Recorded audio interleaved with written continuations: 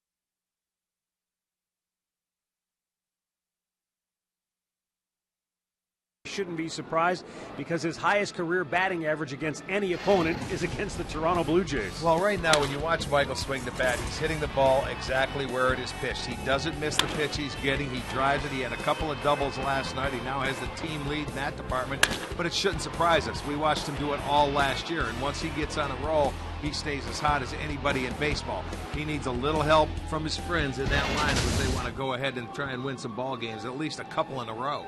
Brantley's career average against the Toronto Blue Jays, .380. We'll see if that, plus maybe a strong start from Carlos Carrasco, can get the Tribe going here in the month of May. We're back with the play-by-play coming up next. Cleveland Indians baseball is brought to you by WB Mason, the official office supplier of the Cleveland Indians. By McDonald's, I'm loving it. By your local Toyota dealers. Visit buyatoyota.com. Toyota, let's go places. And by the injury lawyers at Elk & Elk, proud sponsors of the Cleveland Indians. Call 1-800-ELK, Ohio.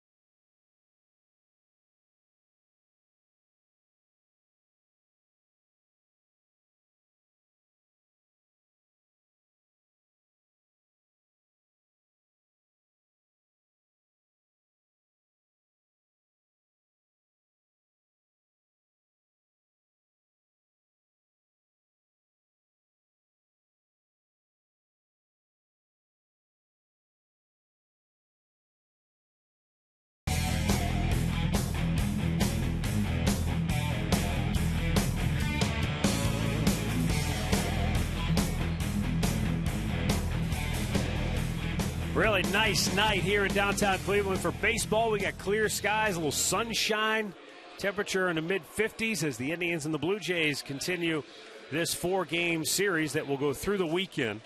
And tonight the Indians will face Mark Buehrle. You talk about a familiar foe.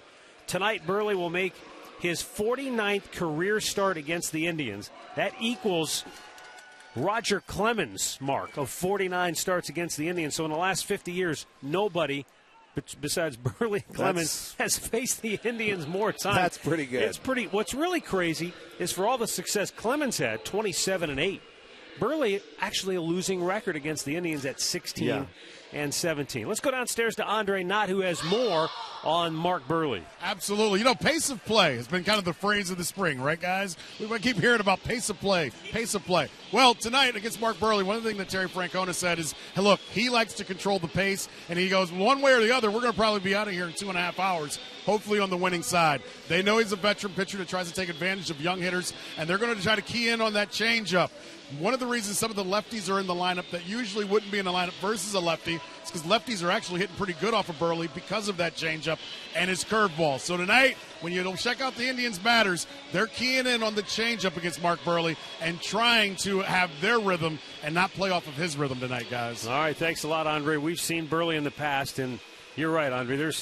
There's not a faster worker in the game. And in fact, at one time, we remember a game between Buehrle and Jake Westbrook that was under 2 hours, because at the time they were the two fastest workers in baseball. What can that do to a hitter when you've got a guy that's working fast like Buehrle? Well, it's fine. You go up there, he's going to throw strikes, he's going to be around the plate, he wants you to swing early. You just maybe have to be sometimes a little more patient, even though he gets strike one. If he gets ahead of you, he expands the strike zone. Left-handers are hitting over 400 against him, 409 compared to righties, 346. Just try and slow him down a little bit, you'll be fine.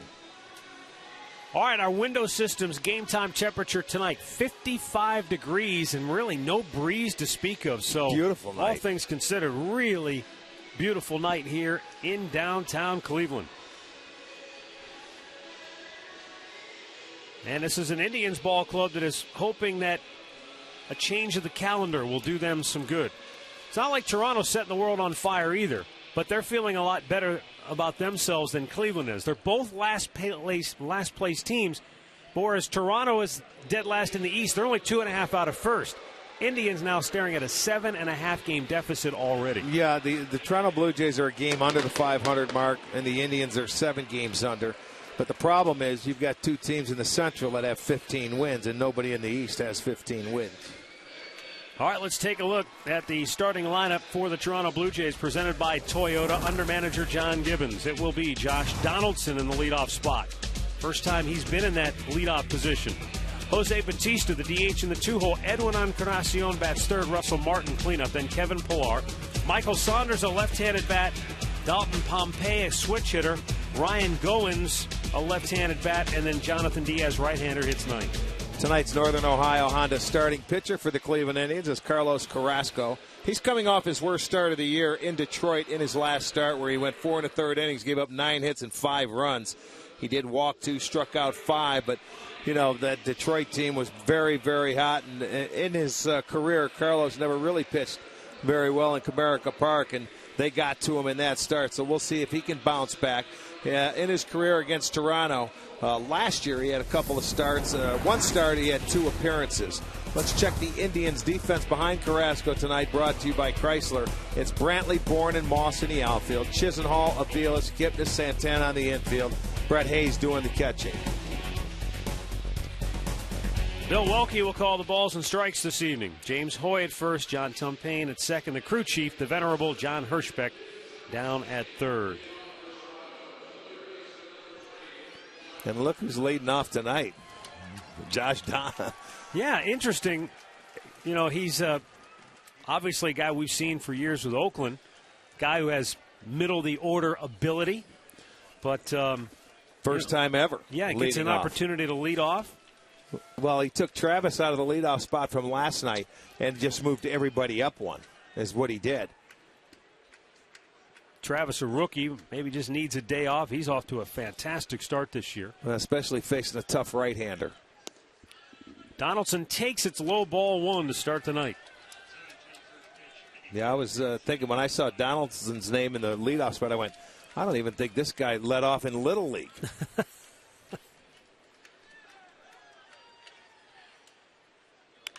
He unloads a high fly ball left field, well hit. Brantley's going to watch it. Get out of here. It just did clear the wall in left field, and the Blue Jays jump out quickly, 1-0. Sixth home run of the year for Donaldson. I guess it doesn't matter where you hit him, Rick. No, he jumped on a fastball, and, leading off a game, he jumped on it. It was high, and it had great carry. Let's see the location. See, that ball leaked inside, and he gets enough of it. It has carry onto that home run porch. This has been an issue for the Indians pitching in this ballpark this year. They give up that early first inning run. They let that leadoff man get aboard. Well, you think back to the Tigers series when Anthony Ghost started a game with a home run. Doesn't matter. It didn't have to be a leadoff home run, but first inning runs. Yeah, just in general. They jump on you early. Sixth home run for Donaldson. Jose Bautista, big swing and a miss.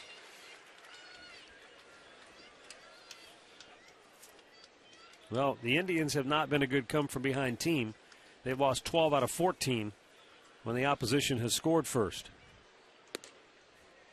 Bautista, leaning back, takes a strike. It's 1-2.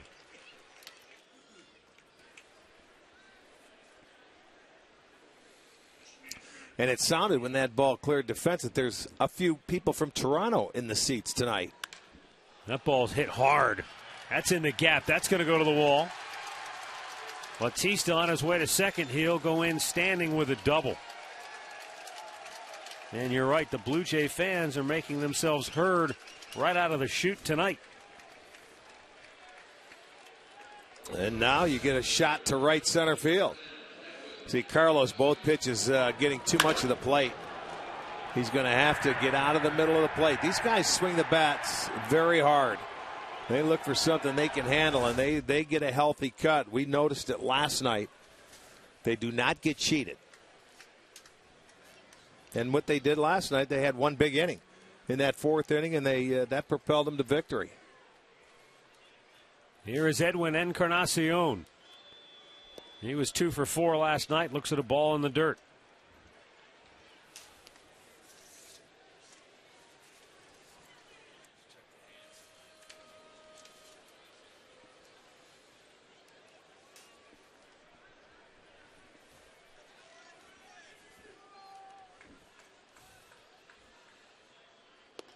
Low and away.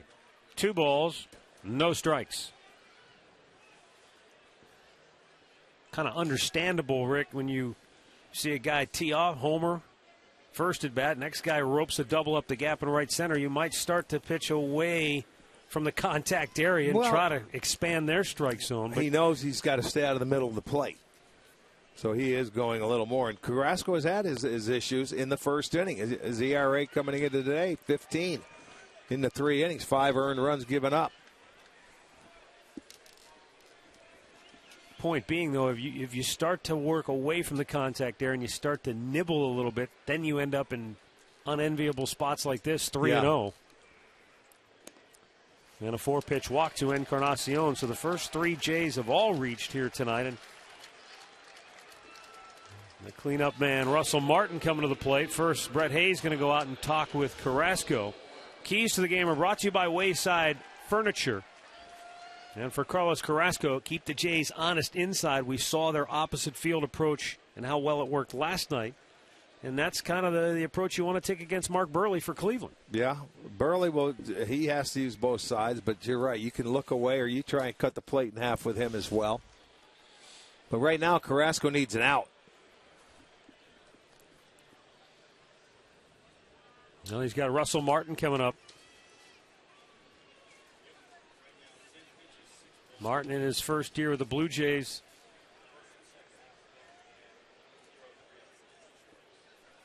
Last 2 years spent with Pittsburgh. Boy, he was all over the place last night with the pitching for Toronto. Daniel Norris, who started, that fastball was moving all over the place. I don't know if he liked that call. He thought that ball might have been away. Well, last year, Martin was third in the National League with a runner in scoring position. He hit .360 in these situations. Talk about clutch. Slow start this year, though, in terms of average hitting, $197. Double play ball. Aviles to Kipnis on to first. They turn two. Bautista to third. And Carrasco. It's a much-needed double play. Well, I think the first pitch really set that at-bat up because he goes back inside with a two-seamer. And I think Martin was looking back outside again, and then he gets jammed, tops that ball. Aviles to Kipnis to Santana. Just what the doctor ordered there to get the double play ball. Up comes Kevin Pillar.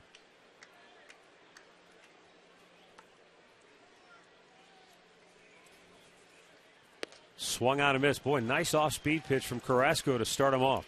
Well, you can see how aggressive they're starting off. That was a good slider from Carrasco to get ahead. If they want to go ahead and swing at that slider first pitch, go right ahead.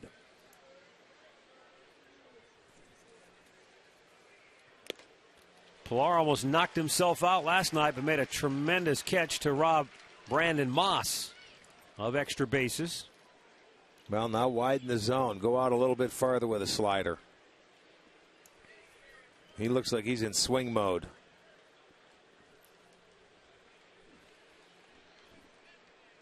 Almost got him to chase. Good try. Good try, but he's leaning out there, so now you can bust him in. You can go back out there again with a slider. One of two ways to go. Bautista, who doubled, is at third with two down. This could be huge early on here for Carrasco to get out of this, only yielding the leadoff homer, because it was set up for a big first inning for the Blue Jays. Slowly chopped. That's going to stay foul.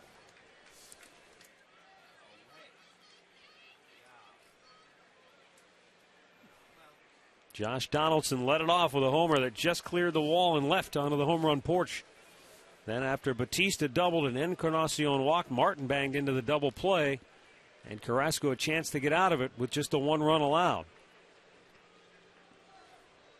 And he's got Pillar down 1-2. High drive to center field. Bourne back, plenty of room.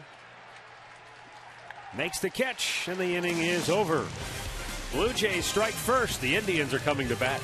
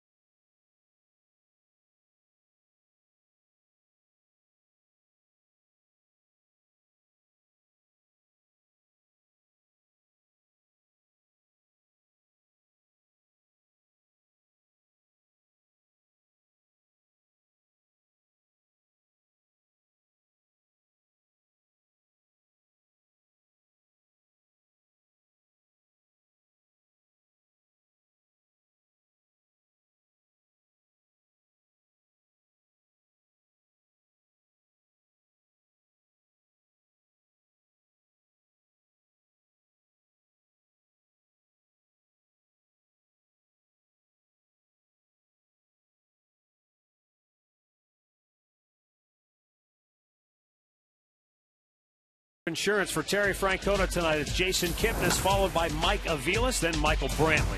Carlos Santana, Brandon Moss, Ryan Rayburn, Chisenhall, Brett Hayes, and Michael Bourne. Tonight's Northern Ohio Honda starting pitcher, Mark Burley for the Toronto Blue Jays. Burley is off to a 3-1 start despite allowing the highest opponent's batting average at a .360 clip because his offense has been very kind when he's been on the mound. And they're off to another start tonight. Jason Kipnis 0 for 5 last night. Looks at a ball down low.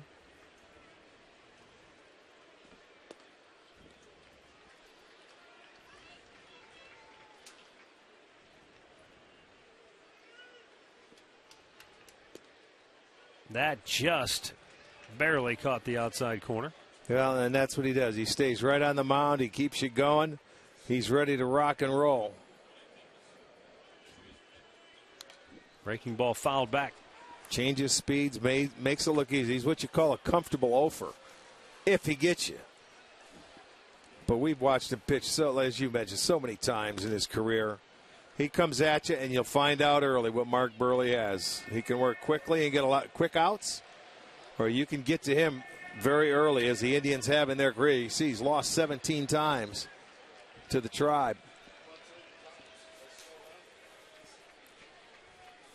The 2-2. Kipnis unloads. Deep right field. Saunders going to watch this one sail out of here. The Indians storm right back and tie the game. Each team with a leadoff homer here tonight. Kipnis with his second on the year. And it's a 1-1 ball game. There you go. That didn't take long to respond. Kipnis' second homer, and he got a breaking ball on the inside part of the plate. Burley gives up his fifth. There it was. It had too much of the plate, and Burley knew it. Yeah, he made his toughest start in his last outing against the Tampa Bay Rays, where he gave up 13 hits and 5 runs in 5 2/3 innings. Third-time career for Kipnis, hitting a leadoff home run.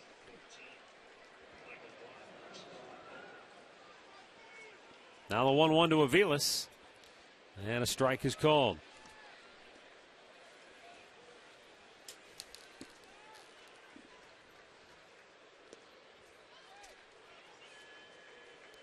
Boy, you mentioned on the replay, you could tell as soon as contact was made, Burley just dropped his head. He knew immediately that he had caught the barrel of Kipnis' bat and it wasn't coming back. Yes, he's seen it happen enough.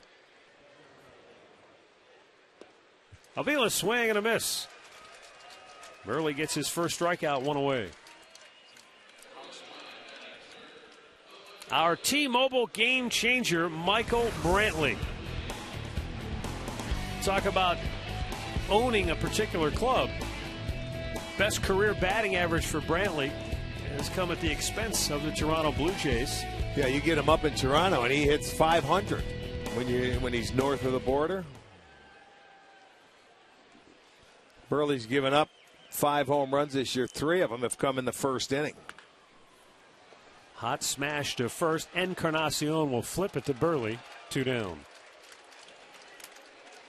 Let's check out the Jays defense, brought to you by Chrysler.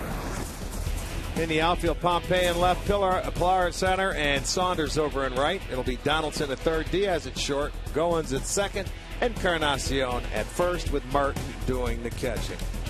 Mark Burley, a Gold Glove winner. He holds runners very well, a tough guy to run on.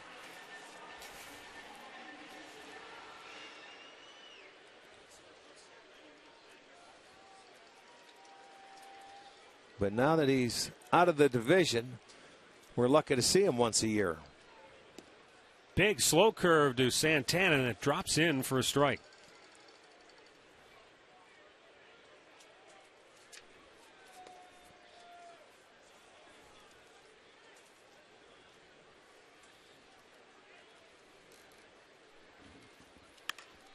And there's a base hit for Santana, taking that opposite field approach. Second straight day he's been able to do that. He had a ground ball base hit that way. This one was a line drive and a nice swing, and I love the approach. You get a chance to see him go the other way. Boy, I'd love to see him do that more often.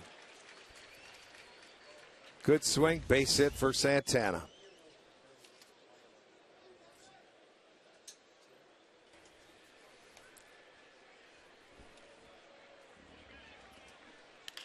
Moss chops it right at Encarnacion, and the inning is over.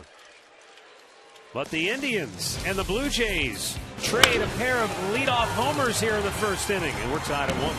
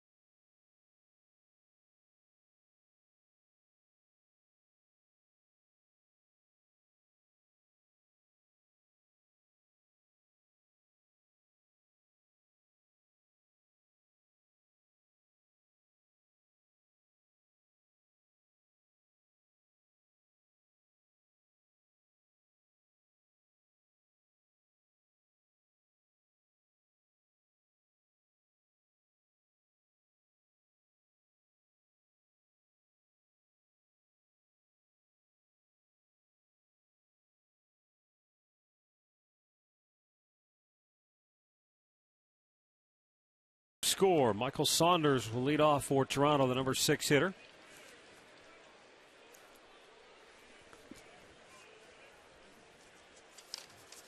Saunders, a native Canadian. Looks at a ball outside.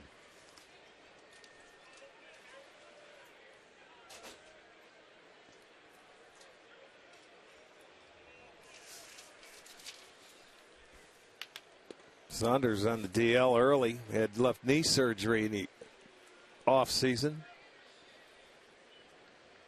Actually, it was like in February.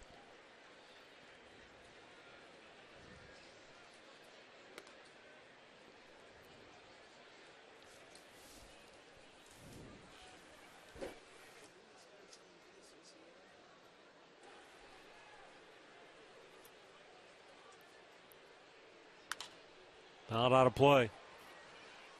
Yeah, remember we saw that happen, and then in spring training, they signed Diane Viciedo to see if maybe he could be the guy to be a stopgap guy, but then they parted ways. Yeah, they with Viciedo before the season began. Right.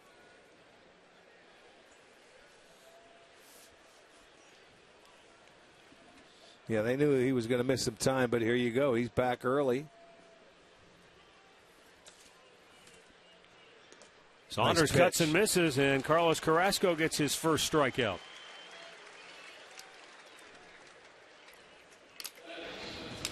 The injury report is brought to you by the injury attorneys at Elk & Elk. TJ House, if you missed it, was placed on the DL with the left shoulder inflammation.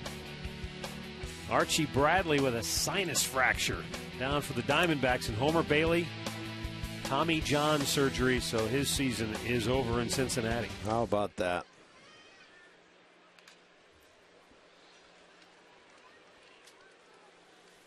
Let's go down to Andre, who has more on the roster move with TJ House going on the DL and Tyler Holt getting the call up. Yeah, Matt, the thing with TJ House was basically he's been dealing with not a bum shoulder, but a shoulder that's had some inflammation in the last couple of weeks. And we all know that in Detroit, he pitched pitched Friday night, then he had to go in the game Saturday when you had a pitcher go down early. So basically, they know that they didn't need a fifth starter on May 9th. The next time they need one is May 9th. They want to get him right or as best they can to get him back out there. The other thing is they bring Tyler Holt up here, and he says, look, he can play all three off-field positions. And Tito Francona says he's going to help us win a game with either his legs or his bat late in the game. I guarantee it. All right, thanks, Andre. Hopefully, some rest And rehab will get TJ House back on track because to this point he has not looked anything like the pitcher we saw a year ago. No, you're absolutely right. Dalton Pompey. Little check swing roller, but it's going to stay foul.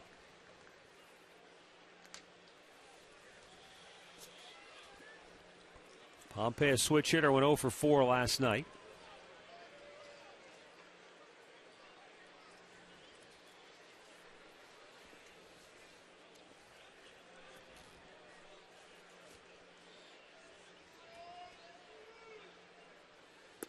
Swung out and missed. Got him to chase some high heat. Back-to-back Ks for Carrasco. 2 down. Well, good pitch. He elevates the fastball. He came in with a slider, and he check swinged the pitch before. And then he's going to ride a fastball up and away and get him to chase it around the letters. This will be our Circle K fastball. Second straight strikeout for Carrasco. 2 down. Ryan Goins out of Round Rock, Texas.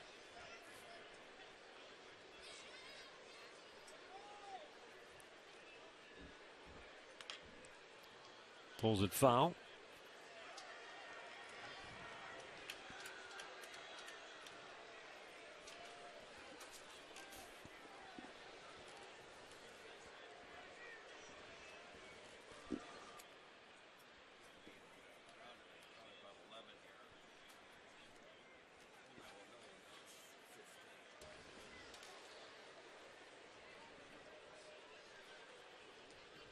Carrasco fires and Goins sends one to fairly deep left, but Michael Brantley is there to make the catch.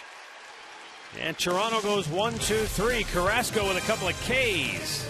1-1 our score.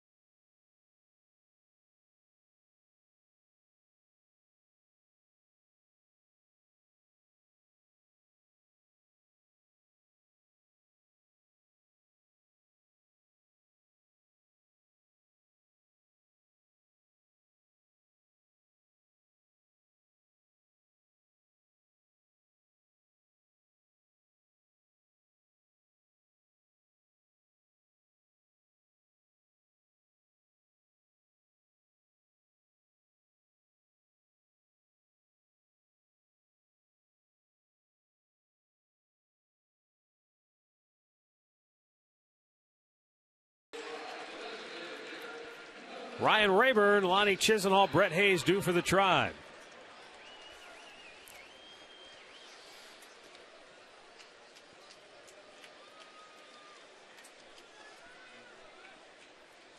Boy, Rayburn having a terrific start to the year. Swinging it really well against the left-handed pitching, that's going to be his role. They got a lefty out there. He's going to be in the lineup. Well, why not? 2 years ago, he was that was his role. He played it well, and he hit it well, and there you go. Get down. And he's hitting it every way they pitch him. Yeah, I mean, and now everything he hits is falling in. So he's got it rolling. He's got a lot of confidence there, and starts with another hit tonight. Look they want to go inside, and Burley's a guy. That was a good pitch. It was like that little cutter in. but it was down enough where Rayburn could fight it off, because Burley doesn't throw that hard to really get in there and take that bat from you. So flare it into right and gets a base hit. Lonnie Chisenhall trying to bunt to third. Fielded cleanly by Donaldson, and he'll throw him out. Rayburn into scoring position. Well, get live Indians baseball all season long with MLB.com at bat on your smartphone or tablet. You can stay connected with live radio broadcasts, stats, breaking news, and more. Download MLB.com at bat, the #1 app for live baseball. Give Chisenhall a sacrifice, and up comes Brett Hayes.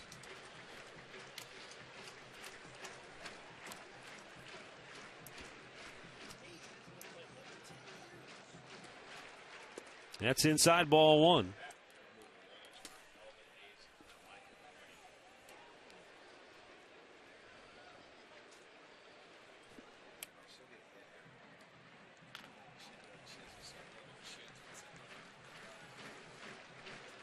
Swung out and missed. 1 ball, 1 strike.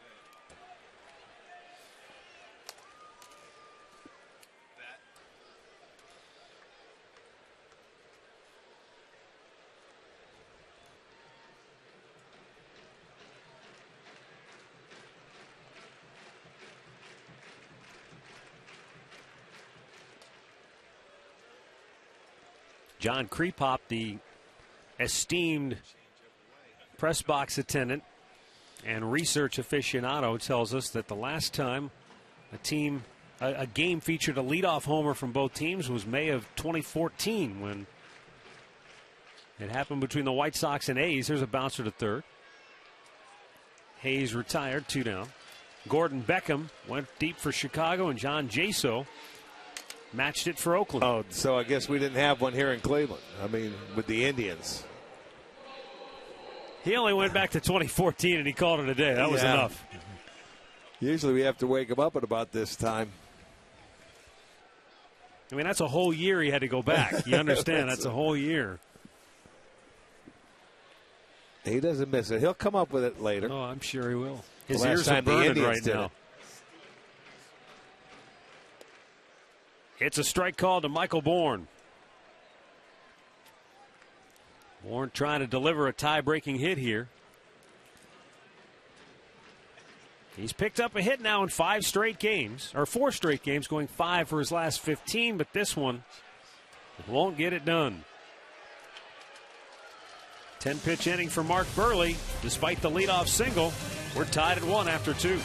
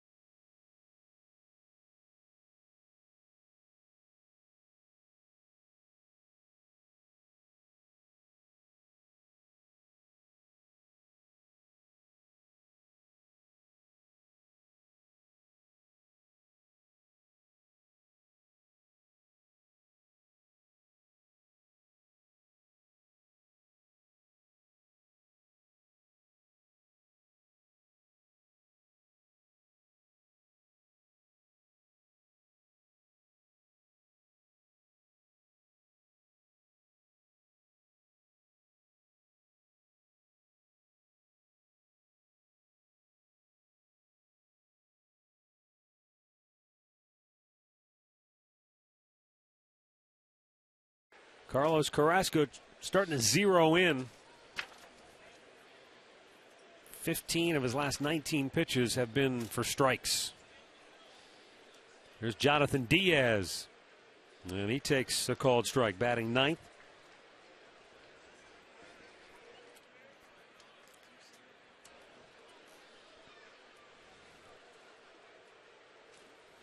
That's in the dirt.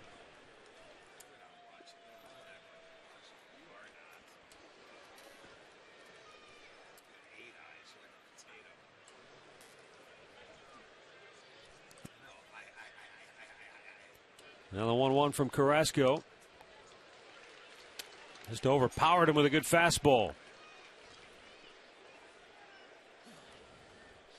Diaz is the one that capped off the inning last night, the fourth inning, with a squeeze play. Nice. See ya. Instead of a squeeze, it's a freeze on a knee buckling curve. Third K for Carrasco. One down here in the third. Well, when you look at this breaking ball, it's going to be on our Wendy's slow motion cam. I mean, the guys are looking for that 95, and it locks them up.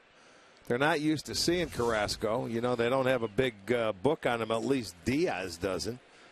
So you look at that, you take it for a called third and go back. This guy's got pretty good stuff. Well, Josh Donaldson led off the game with a home run, and he slugs this one into center field, so he's 2 for 2. And 1 on, 1 out now for Jose Bautista. Today's Levin player profile is on Josh Donaldson. Came to Oakland in came from Oakland in a 5-player deal. He was originally a first-round pick of the Cubs back in 2007. It's one of those deals to get something, you got to give up something, and he's just been that guy. You know, he went to Oakland in the Rich Harden deal. So, right. You know, the Cubs are thinking, hey, we're going to get Rich Harden. That's going to put us where we want to be. But we've got to give up Donaldson. And then he came here for Brett Lawrie. And there were other players involved, but Carrasco, we got a bug attack there. I don't know. Is it too early for the midges?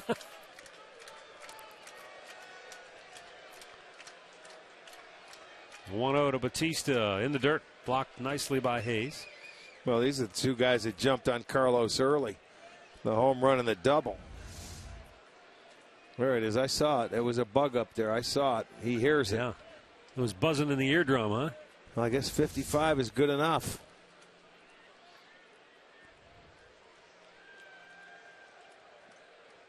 Two-0. Bullseye. Could we at least enjoy a few nice warm days before the bugs descend on us? We will. We will. It's coming. I think maybe Sunday in the 70s. Carrasco's 2-1.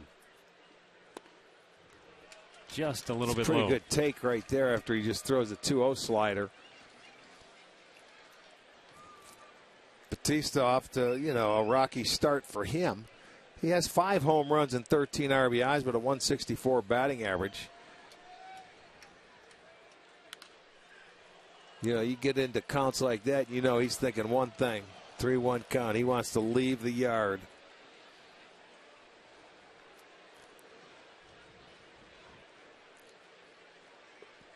I don't think they'll start Donaldson at first with one out here, but you never know unless he feels that Bautista's going to put in play. He takes off, and a swing and a foul. Got a piece of it. Couldn't foul hold on ball. to it. This will be a great opportunity if he makes his pitch to get a strike him out, throw him out, and get out of the inning. That's why I don't think he was going to start him. You see, he's going to get over top of this breaking ball, and it goes into the glove but comes out of Hayes. And you can see as he's throwing, it just doesn't stick. He had the strikeout. But they'll re-rack it and do it again. Yeah, Donaldson, not much of a lead. He just took off from a standing still. Yeah, that's where you feel a guy's going to put it in play. He probably won't run this pitch. No. Yeah. Wow. Got the ump. It looked like Welke maybe a bit staggered. Yeah, got him right in the chest, and right with that protection. They're going to come take a look at him. His fellow umpires, James Quinlan, Indians head athletic trainer, also going to jog out to check out Welke. That caught him flush. That can knock the wind out of you. Yeah, watch him. He goes back. That went above the catcher's glove and right into the protector of Welke, so he needs a couple of minutes to just. Whew. Tell you what else, Rick. As they were looking at the umpires, John Gibbons came out of the dugout, and he was looking at Josh Donaldson down there at first. Donaldson was flexing. It looked like his left knee.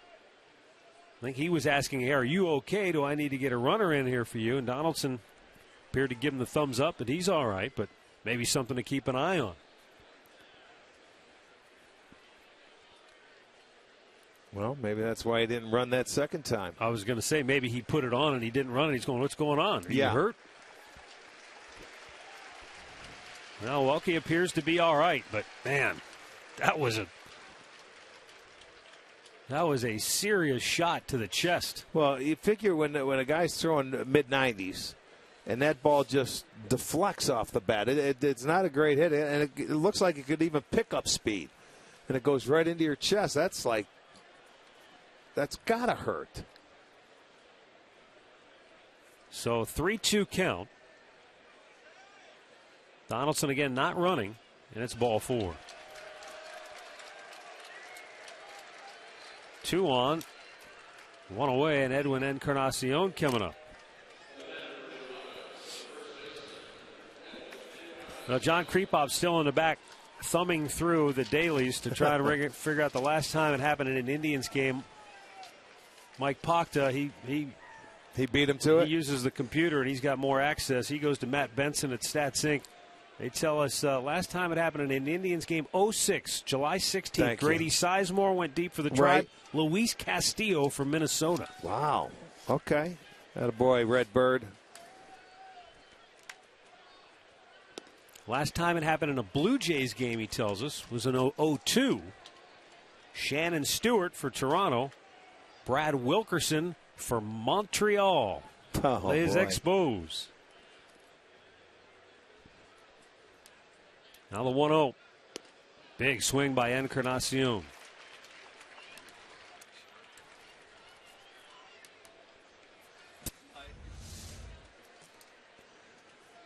Good slider out over the plate.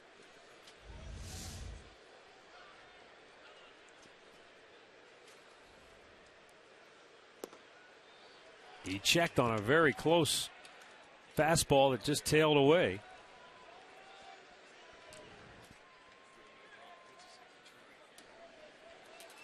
And Encarnacion in a good spot here, 2-1.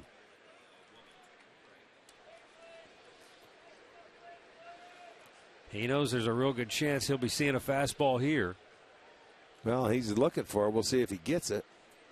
Slider. Off the glove, just off the tip of Chisenhall's glove, all the way down to the left field wall. Coming around to score is Donaldson. Batista into third. Into second with an RBI double is Encarnacion. And the Blue Jays take a 2-1 lead. Donaldson, he didn't look too good. I was watching him run around from second base, and it was just a jog. That ball, my friend, was smoked. That ball went past Chisenhall, and he got a slider. Is what he got. But Lonnie's lucky he got leather on it. That ball was by him. See how hard that ball was? You see him look to his left? And there's the run by Donaldson. You can see he knew he was going to score, so he wasn't going to push it. But it looks like, something might have happened to him. So back comes Toronto with a run. Man, that ball was hit hard. George Poulos, the Toronto trainer, talking with Donaldson on the bench there. You're right. It was a great second look, too, on the replay. Look how, that ball literally was by him before he could get his glove up. You know what? He's lucky that ball wasn't any lower, or it might have gotten him. I mean to tell you, that ball went whizzing by. Nice grab by Hayes. Otherwise, that one might have headed to the backstop. So Carrasco he's retired the 4 through 9 guys, but the 1, 2, 3 hitters have been on base all 6 times they've been at the plate combined. Martin hit into a double play his last time up. No chance for that here in terms of the traditional double play anyway.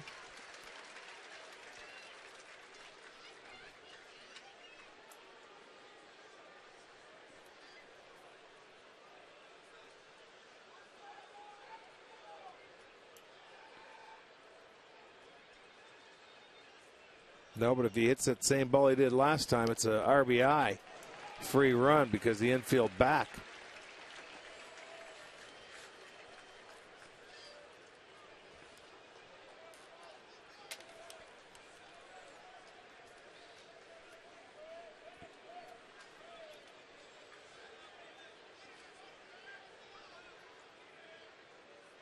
Swing and a miss. He got him. He foul-tipped it into the glove of Hayes for the fourth strikeout of the night for Carrasco. 2 down in the inning. Yeah, here it is on our Nissan pitch tracker. He got him to expand his zone. It was a 2-2 count, and that was a ball, but he gets him to chase it. So a very good pitch by Carrasco. And again, he can get out of this inning with just allowing the 1 run. Kevin Pillar will be the batter.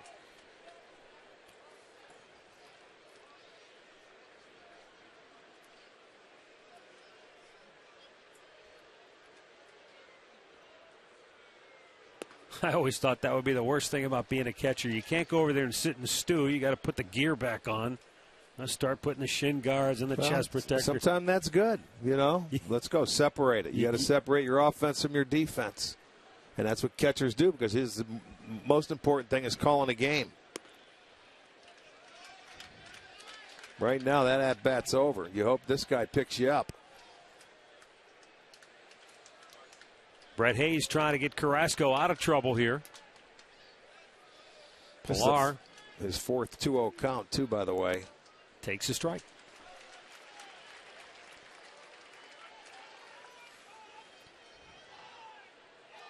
.20 fastball in there. He went 2-1 off-speed pitch to Encarnacion, and he hit that missile shot past Chisenhall at third.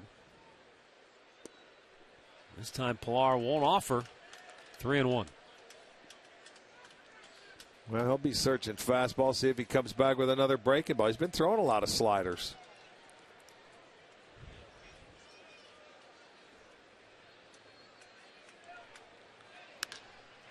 To center field, Michael Bourne, long run, sprinting, can't get to it. 2 runs will score. Pillar's going for 3. He'll go in easily with a 2-run triple. And the Blue Jays with a 3-run third inning lead at 4-1. Pillar was the one that had a 2-run RBI double yesterday in the big inning. Gets a pitch to his liking, a fastball right down Broadway. And he hits it to right center field. Bourne's not going to catch up to it. He's going to turn all the way and go for third base. But a 2-out base hit drives in Bautista, Encarnacion. And it'll be a 4-1 Toronto lead on the triple. Mickey Callaway. Looks like a pretty stern conversation right here. When he had the finger out, pointing right in the chest to Carrasco, it was a very direct, one-way conversation. Carlos has struck out 4, including 2 in the inning. You're right. He's making a point, and it looks like a challenge. Michael Saunders struck out his first time up. And a swing and a miss.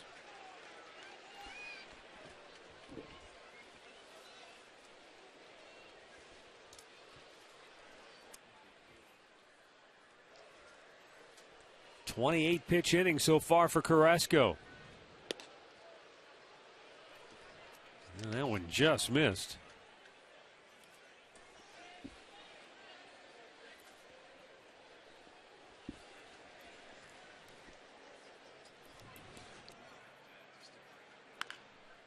Hit foul. One of Cleveland's finest. makes the play and makes a young man's day.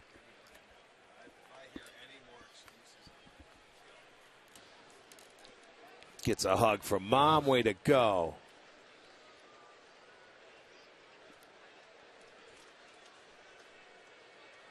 Already the 60th pitch tonight for Carrasco. Of course, that'll happen when you have a 30-pitch inning. Strikes out Saunders to end it, but the Jays jump him for a 3 spot in the third, and they lead it 4-1.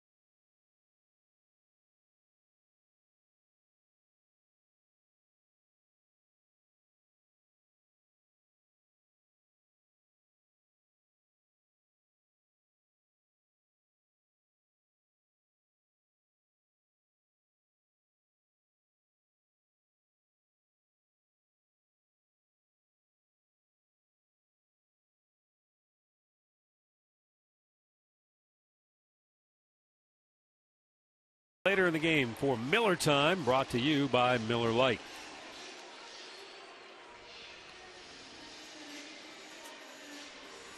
(4-1) Toronto. We'll see if the Indians can respond once again. They did in the bottom of the first. Now here in the bottom of the third, it will be the top of the order once again. Well, it was this guy that responded. Kipnis takes a strike. Jason homered to lead off for the Tribe. Second dinger of the year. This is the thing that Toronto has done the times that Burley has been on the mound. His first 3 games, they scored at least 12 runs in each of his first 3 starts. 12, 12, and 13.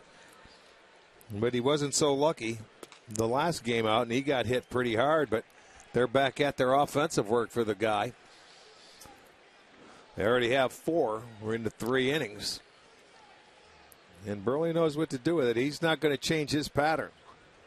They'll just slow it down, and there you go. There's your start. Leadoff walk. Grab some friends and catch Sunday's game at our new 2-story bar with our $13 district ticket presented by Sports Time Ohio. The new corner bar is the best place in town to grab a cold one, and with the district ticket, your first drink is on us. Tickets available at Indians.com/district ticket. We had a chance to sample a little of the district fare before the ball game tonight. Yes, indeed. Thanks to the guys down at Melt who brought up a few of the sandwiches. Matt Fish's guys doing a terrific job with their new setup here at Progressive Field, and can understand why that area is such a big attraction here early on. Mike Avila's hard ground ball. It's by a diving Diaz in the left field. Stopping at second is Kipnis. And the Indians are trying to come right back and respond here in the bottom of the third. Well, you know one thing as a hitter, when you're going to face Mark Burley, you got to be ready at any time because you're going to get something around the plate. He caught himself a hanging breaking ball and hit it in the hole. So the start to the inning is on. First and second, nobody out. Now you're going through the meat of the order for the Indians. And the meat starts with Michael Brantley. 3 for 4 with 2 doubles last night. We told you earlier, a career .380 hitter against Toronto.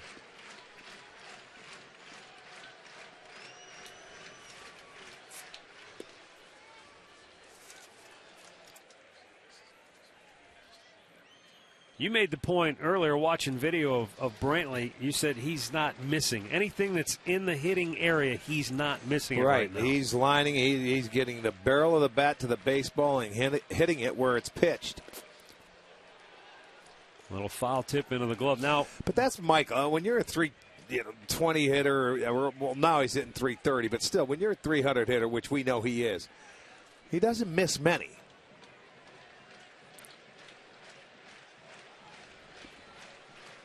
He makes good, solid contact. Even his outs have been loud. Off the plate, 1 ball, 2 strikes. You know, he's a selective hitter. He rarely chases a ball out of the strike zone. He's been more aggressive when he likes the pitch early in the count. He's not afraid to jump on it.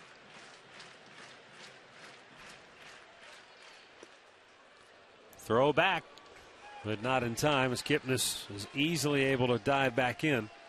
And I think Burley's smart enough pitcher to know that with a guy like Brantley, if you're going to miss, you don't want to miss where you can make a mistake and get hurt by it. So he's trying to see if he'll chase.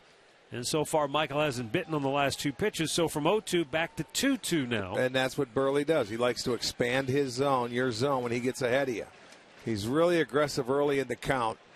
And when he gets ahead, then it's a nibble, nibble, nibble until he has to throw a strike.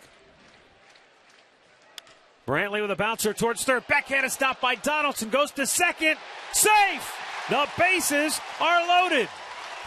I think that's got to be a base hit anyway, because I don't know if they would have been able to get Aviles at second base, although they didn't come up with it. That's a terrific catch by Donaldson, because that ball looked like it was by him. He got up in a hurry, and I think Aviles beat it all the way if you watch. Really nice play by Donaldson. As the throw goes to second base, you see his foot's there by the time he could get there. And I think the ball came out anyway. Yeah, he never caught it cleanly. But my point was, I saw he didn't catch it. My point, I think Aviles beat it anyway. Yeah. Whether he catches it or not. So, yeah, it's a hit for Brantley. So they have the bases loaded now. And Santana looks at a ball in the dirt. But there again, another great example of Brantley down in 0-2. Gets it back to even. Hits a ball hard. And he ends up with a base hit. The bases are loaded for Santana. Santana singled to right his first time up. Trying to crank one here and fouls it back 1-1. Let's see if Carlos can have the same approach he did in his first at-bat. Remember, he hit the line drive to right field. And that's what Burley's going to try to do. He's going to try and back and forth and back and forth. Had him reaching for it. There's the pull swing. The pull swing comes out, it seems like, when he gets runners in scoring position. You know, this is a ball down and away where that you want that last swing he had. There's the pull swing. You reach for it. Trying to do too much. Trying to hit a home run. He's had so much success over the years in bases loaded situations. He's 1 for 1 on the year. Takes low.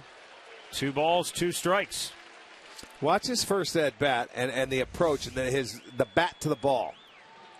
See how late he let that ball track in the zone? That ball was away and he smoked it. It's changed in this at bat. At least the one swing it did. Right back up the middle. Burley grabs it, comes home with it. They get the force there. That's why he's a Gold Glove winner right there. That is why he's a Gold Glove winner. You remember on opening day a few years back in Chicago when he was making the opening day start. He made a play on Lou Marson. He jammed him, and he dives for that ball, and he figures, I just got to give Russell Martin one throw. You're not going to get 2, but a really nice play. To just get it, you get the force out at home plate and get out number 1 of the inning. All right, so bases still loaded. 1 out, Brandon Moss, the batter. Bounced to first his first time up.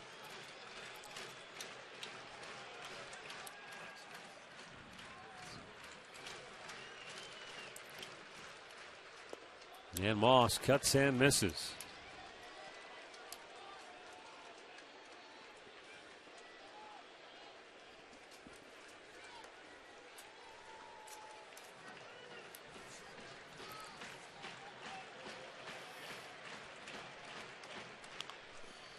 So off the end of the bat, that's going to stay foul as it went up the third base side. This was back in 2010 on opening day, off the foot of Burley into foul territory. The between the legs flip with the glove. And I'm telling you, never forget that play. That won him the Gold Glove on opening day. You might be right. I'll never forget that play. It was unbelievable. We couldn't believe it. Konerko ended up catching it in his bare hand. He won 4 straight Gold Gloves from 2009 through 2012. A little bit outside.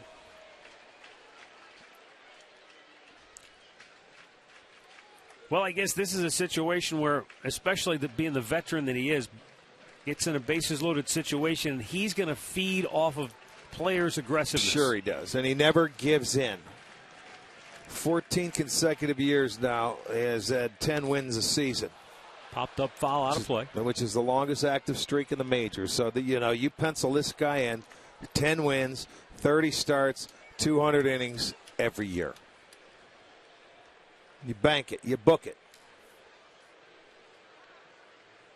John Gibbons hoping Burley can get out of this jam. Brandon Moss hoping to open up an Indians rally here. Bases loaded, 1 out. Tribe down 3. You want to see him make a mistake is what you need.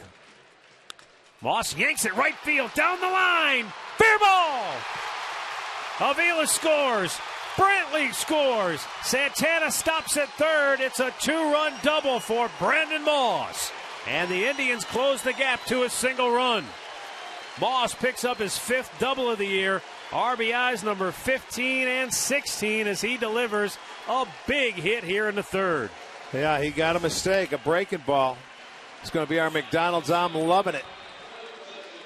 Moss gets some swinging room, hits it down the line. Burley doesn't want to look because he knows it's going to cost him at least 2. So now back come the Indians with a response. It's a 4-3 lead, and the Indians still in good shape, 2nd and 3rd, and just 1 out for Ryan Rayburn. Rayburn a single his first time up. Down in the dirt. Blocked by Martin.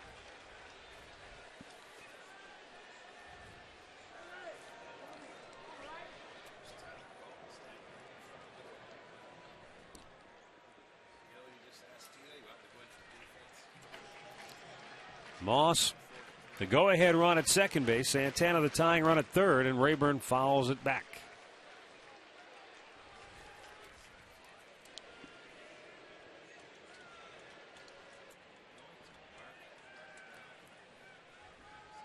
Rayburn, 3 for 8 so far this year with a runner in scoring position.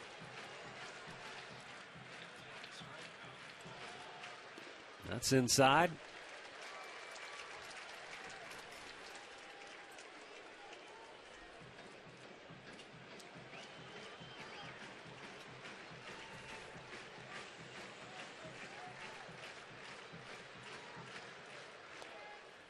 Three balls and a strike.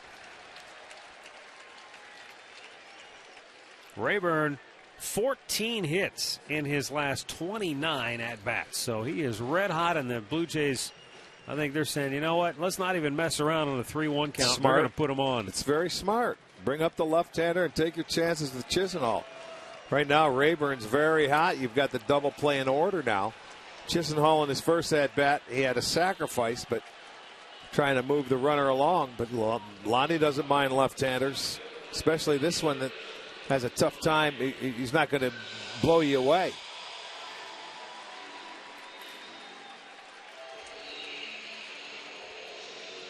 Well, he's been able to watch, too, since that at-bat he had in the second inning where he laid down the bunt. He's been able to see the other left-handers and their approach against Burley.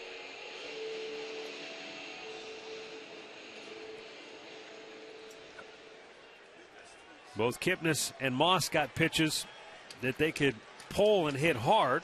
Brantley banged one to the opposite side. 28th pitch of the inning.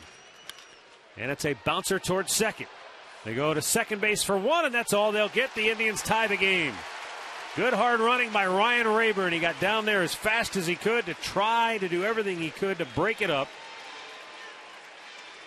And so Chisenhall will pick up an RBI, and the Indians have come back with 3 in the third to tie the game at 4. Well, once that ball goes a little bit to the hole, Goins is not going to get a double play. He gives him a good feed. But Rayburn did a really good job to get into the feet of Diaz and not allow him to turn that double play. So that'll get in the tying run. So they answer that 3-run top half with 3 here in the bottom. Still a chance to take the lead for Brett Hayes as he rifles one foul. Man, was he out in front of that baby.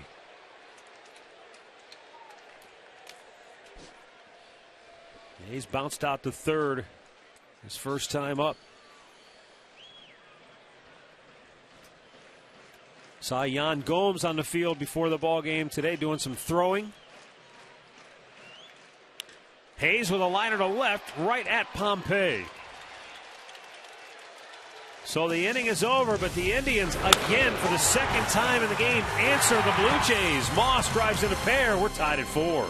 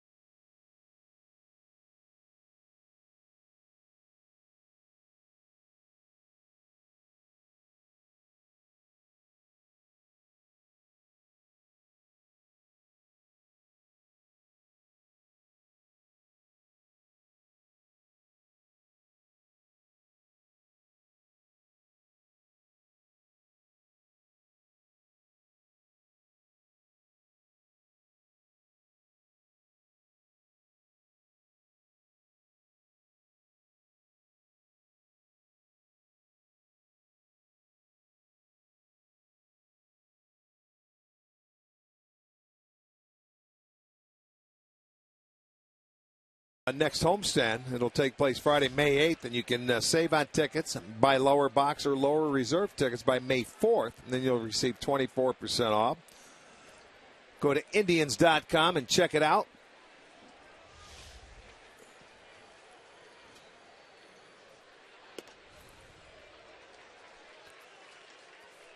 Dalton Pompey, who made the catch to end the third inning, leads off the fourth.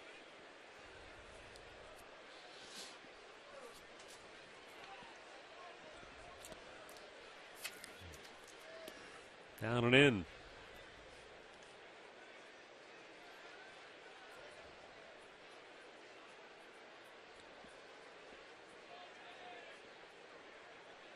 You know, Carrasco's had success when he's been able to get strike one today.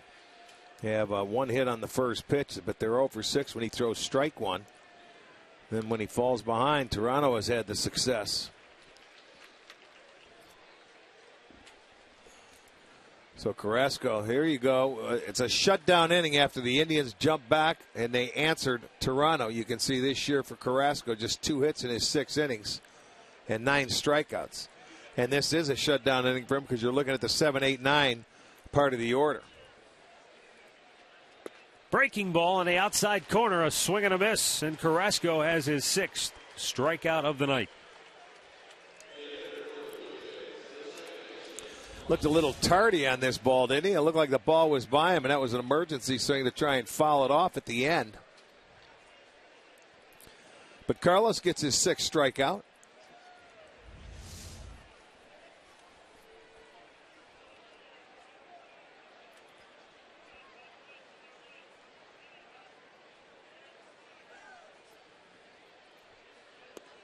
Another breaking ball, and it's in for a strike to Ryan Goins.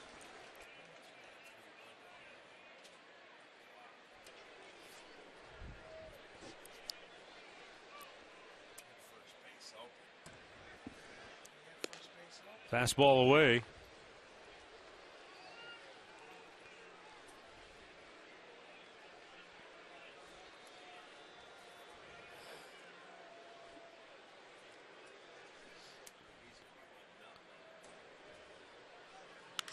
Line right at Kipnis. 2 down.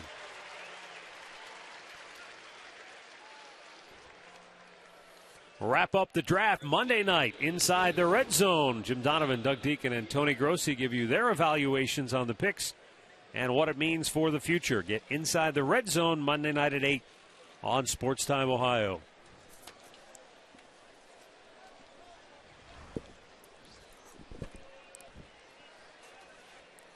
Two down for Jonathan Diaz. Diaz out on strikes his first time up. Hits one the other way to right. Into the tracks of Moss. Boy, did Carlos Carrasco need that. 1, 2, 3, they go on 8 pitches.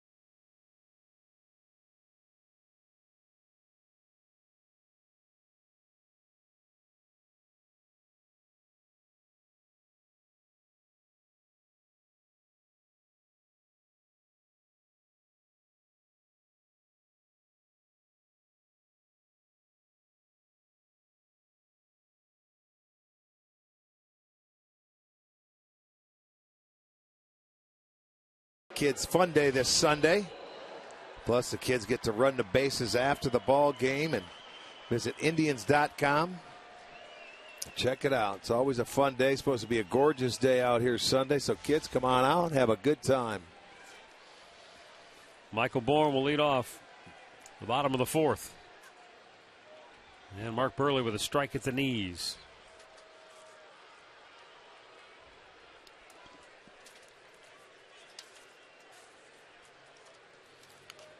Out of play.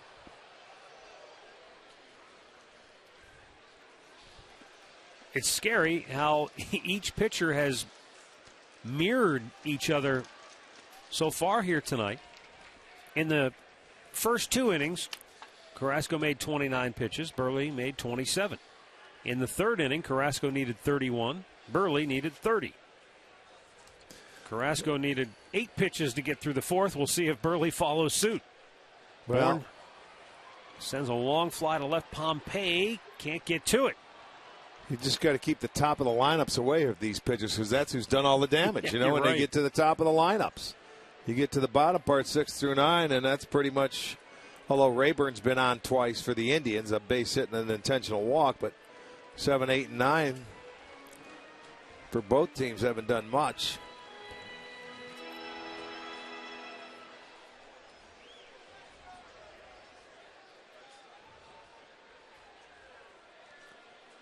The 1-2 goes inside, and Bourne a line drive base hit into right field. And now Michael has picked up a hit in 5 consecutive games. He gets a pitch up in the strike zone here. Burley he's making a few mistakes. And the Indians hitters, they're not missing them. You put it in play. So Bourne gets a base hit. That's number 7 for the Indians. And now we go to the top of the order, and Jason Kipnis, who homered in the first and then worked the count for a walk in the third, takes outside.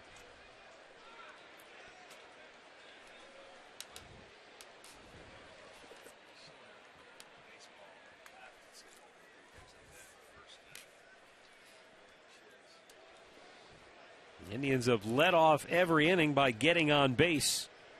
3 hits and a walk, including the leadoff homer by Kipnis.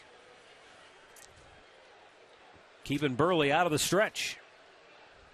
Yeah, well, he's a guy you can't really run on. He's got a very good move. 99 career pickoffs, which is just 4 shy of Andy Pettitte. You just see guys frozen on him sometimes. See, you don't know. See, he didn't know what to do. He just fell back. He took a step back. You don't want to get caught out in no man's land.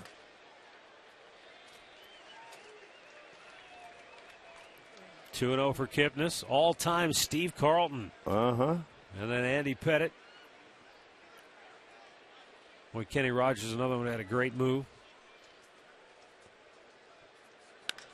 Kipnis clobbers one deep center field. Pilar racing back on the track at the wall. Oh, my goodness, he did it. He did it again 2 nights in a row. Kevin Pilar goes to the wall and takes an extra base hit away from an Indians hitter. I'll tell you what, this kid has made some terrific catches this year, and here's another one. You can add to his reel, and this is only into April. He's going back, and this one up against the wall. He had just a half a step more than he had last night. He had no room last night. He'll make the catch right before he hits the wall. That's in back-to-back nights, folks. He took a hit away from Moss last night, takes a hit away from Kipnis tonight.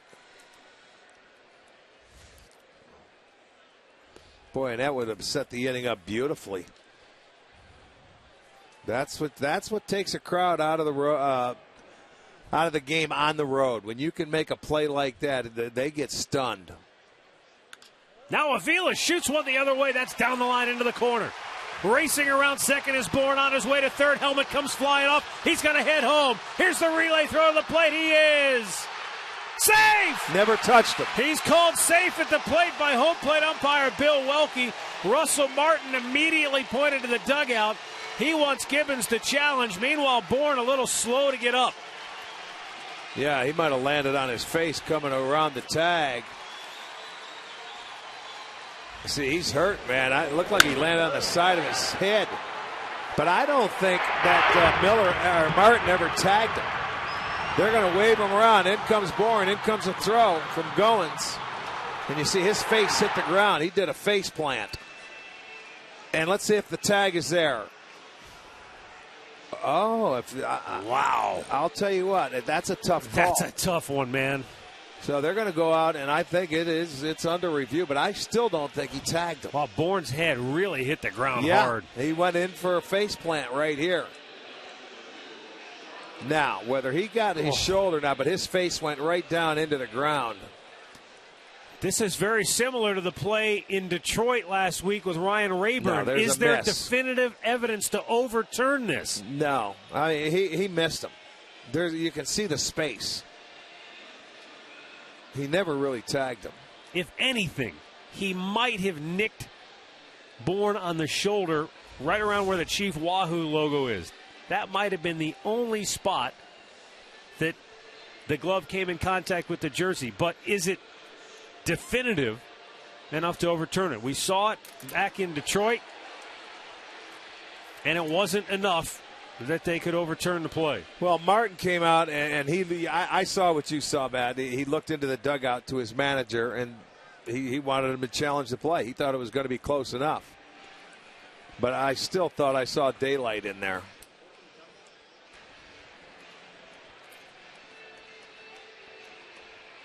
No, the good news is Michael Bourne's still in the dugout because, man, his I head hit the ground really hard.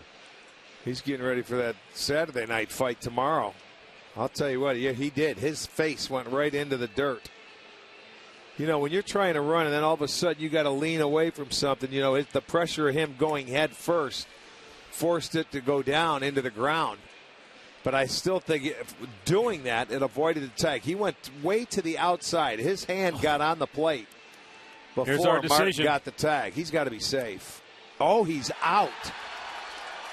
I'll tell you what, then they had a different look than we looked. I mean to tell you. And Martin was absolutely correct. The call is overturned. So the game stays tied at 4, and there are 2 down in the inning. Big play. So then there's something that they said he tagged him right there. I couldn't see it. They have to be using another angle.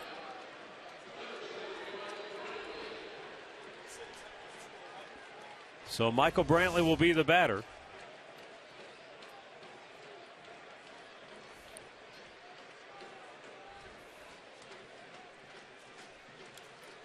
By a whisker, Brantley is out at, or Bourne is out at home plate. Now Brantley will try to deliver a 2-out RBI hit.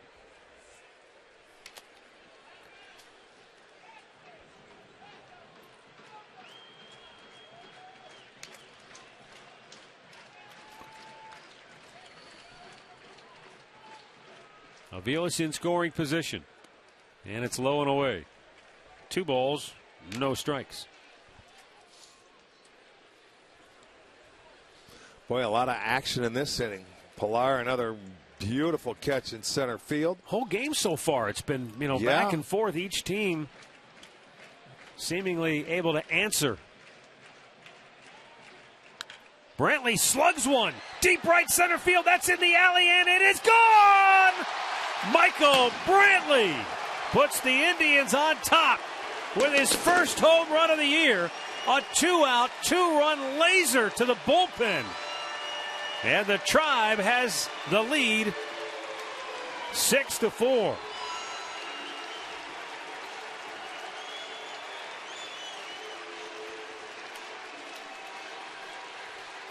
Well, Michael, that ball looked down in his wheelhouse. There it was, middle of the plate. See Martin try and jump up. Watch him jump. Oh, man, give me it back. He wanted to catch it. Brantley hit a line drive bullet over the fence there and right, and that was his first homer and a big 2-out base hit.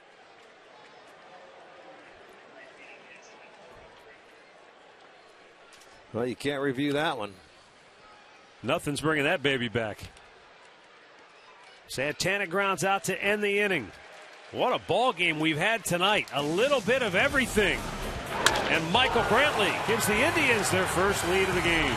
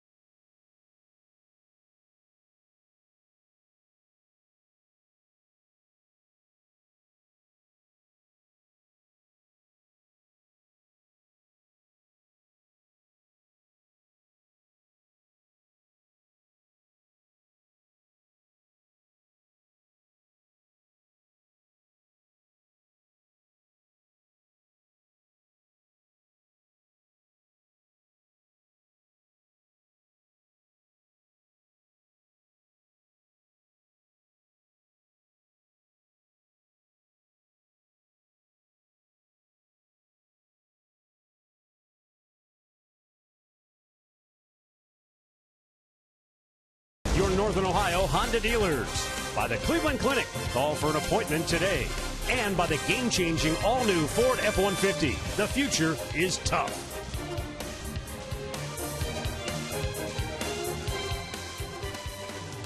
6-4 now. The Indians have the lead as we go to the 5th inning.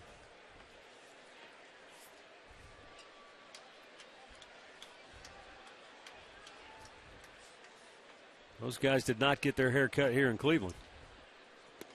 Breaking ball inside to Donaldson. Donaldson's had a good night at the dish. He homered to start the game, and then he had a line drive single and came around to score in the 3rd.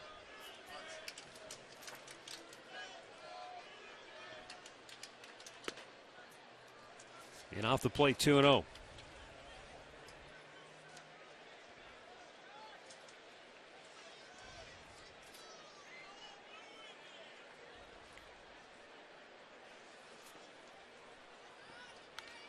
Fouled right back.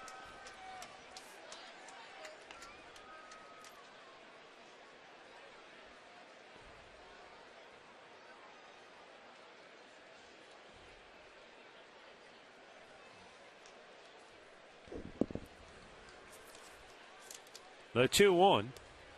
Fastball just missing, low and away. We got to send out our very special happy birthday wish to our buddy Bruce Drennan. Bruce turning 65 today. Hey, big guy, we love you. Happy birthday. Happy 65th. 6'5", huh? Love him.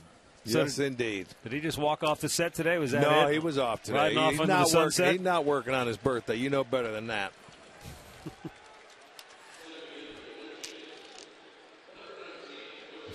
I wonder if he's still awake. Oh, I bet he is. Probably went and played golf today and having dinner tonight. Jose Bautista doubled and walked, scored a run.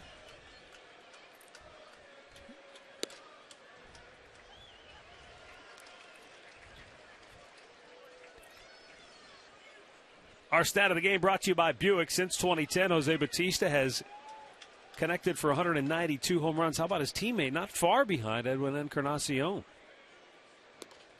The dynamic duo. At least he's close enough to be on the list, put it that way.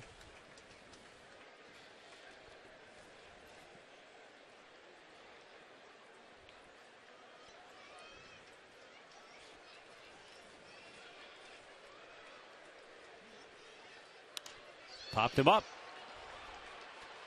In comes Bourne. And he'll make the catch. So this is what we understand was the convincing replay angle that was used.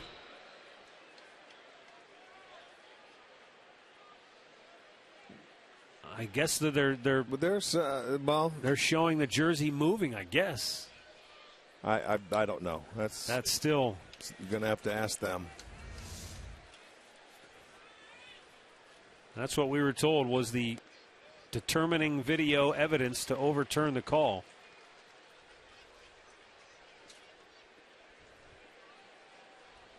Edwin Encarnacion has walked, doubled, and scored a run.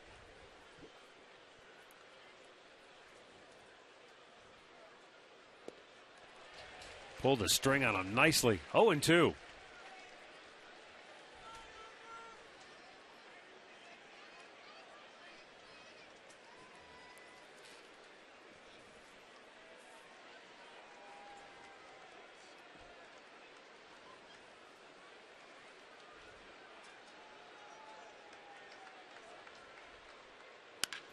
Hit in the hole. Chisenhall stops it, goes to second for one, on to first. Double play! Spectacular defense turned in by the Tribe here at inning number 5 as Chisenhall goes to Kipnis, who flips on to Santana to turn 2. Question is, will John Gibbons challenge it? He's out of the dugout. He's thinking about it. Since he won his challenge, he has one to go back at him with, but he's not going to win if he tries this time. Doesn't look like it. That looked pretty clear cut, and Gibbons is heading back toward the dugout slowly, waiting for official word. And what's he saying? That's it. No thank you. Double play. 5-4-3. Around the horn they go. Carrasco puts up a big 0. Tribe leads at 6-4.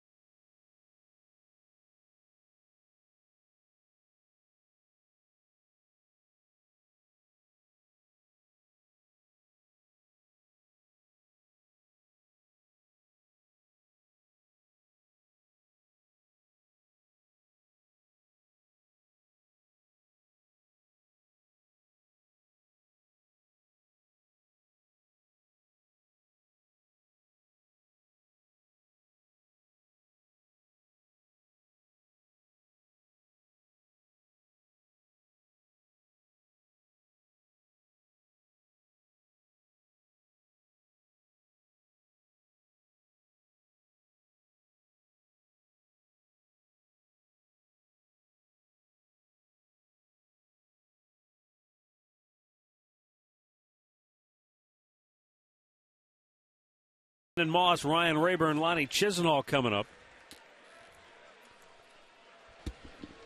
Mark Burley delivers, and Moss goes after the first pitch, sends a towering drive to center field. Pilar, just shy of the track, will grab it, one away. Time for a Mazda game break. Let's go to Al Pawlowski.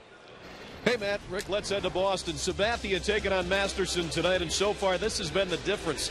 Alan Craig, solo home run here in the bottom of the fourth, his first of the year. Red Sox lead at 2-1 at Fenway Park. Matt? All right, thanks a lot, Al. Ryan Rayburn taking a called strike. Rayburn a single in the second. He was intentionally walked back in the third. Line drive, base hit in the left field. Stay hot.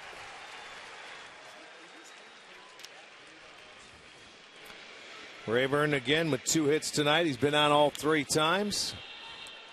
Ryan off to a terrific start. I don't know if that was a cutter. They tried to run it inside. It was a breaking ball, and he just... Yeah, he's hitting everything in sight, which is great for this Indians ball club. We talked so much, sometimes too much, about the need for the right-handed bats with all the left-handers that the Indians are facing. Look, at the end of the day, 1 or 2 right-handed bats can't carry the load. You can't turn your left-handed hitters into right-handed bats. But they've got to be able to get some hits as well. But it's great to see Rayburn get off to this kind of a start. He's doing his job. That's all you can do. Lonnie Chisenhall picked up an RBI and a fielder's choice his last time up.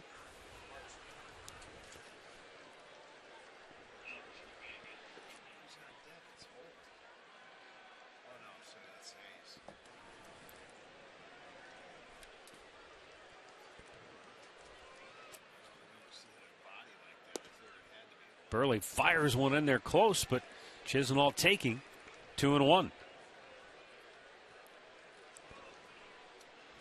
10 hits tonight for the Indians. Burley, 23 hits allowed in his last 2 starts.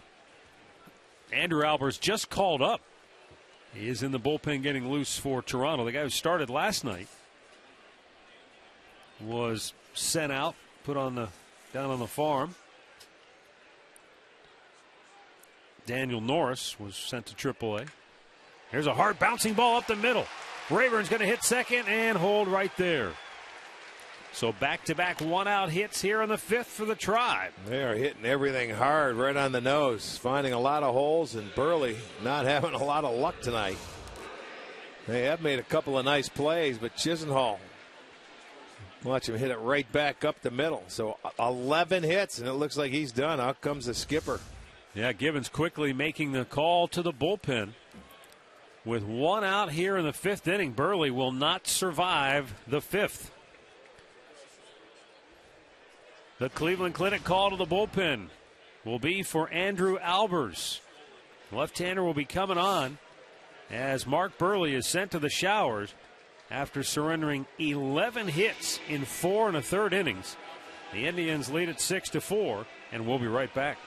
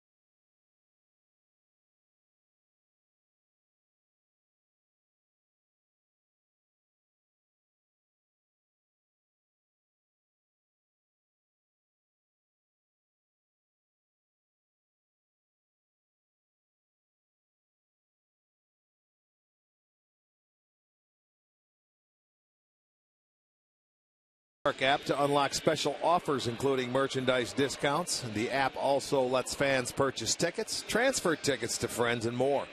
Visit Indians.com/ballpark.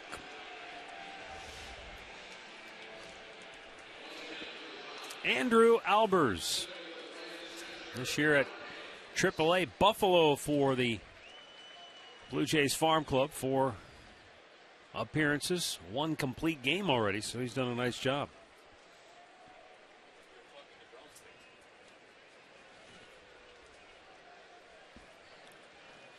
Well, the Indians had 11 hits last night, and they could only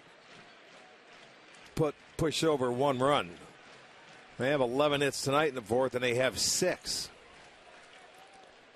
And a chance to keep going and add on, and that's exactly what this offense needs to do in this ballpark.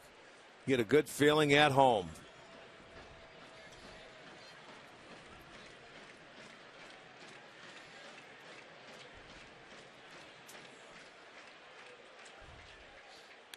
There's a long fly ball, deep left field. Brett Hayes has sent one out of here. Hayes' second home run as an Indian. He jumps on Albers for a 3-run blast. And the Indians have opened up a 9-4 lead. There you go. Boy, and they continue to pound it. That's their 3rd home run tonight. And a 3-pointer here for Hayes, his 2nd. Boy, a good swing on that baseball. He knew it as soon as it left the bat. Nice trot around the bases, another 3 runs. So they have scored in 4 of the first 5 innings. Their home runs tonight, you talk about 3 of them, a solo shot, a 2-run, and now a 3-run. Now Michael Bourne, a hard bouncer to second. Goins throws him out. 2 down. Boy, did that happen fast. Yeah, that usually does. That's got to welcome back to the big feel leagues. Great. That's got to feel great for Hayes, but if you're Albers, you come on and they're just calling you up and you get first pitch hit is out of the ballpark for a 3-runner.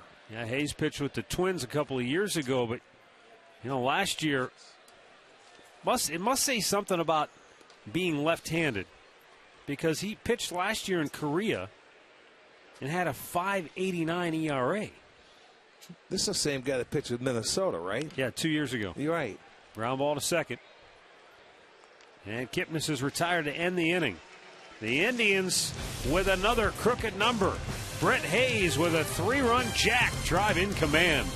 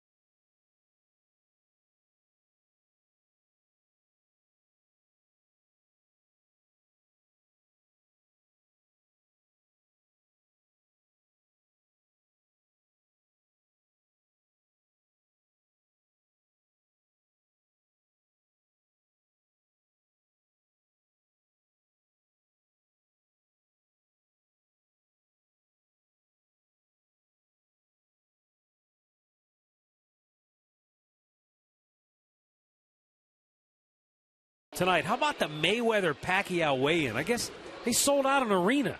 Did they really? Like $10 a pop. Come on in. It was unbelievable. Just for the weigh-in. Find out what the NFL's #1 draft pick had to say after signing, and our draft expert will break down the round 2 QBs. It's all coming up tonight at 11 on Fox Sports 1 and simulcast on Fox Sports Ohio. Russell Martin 0 for 2. Takes a look at a ball inside.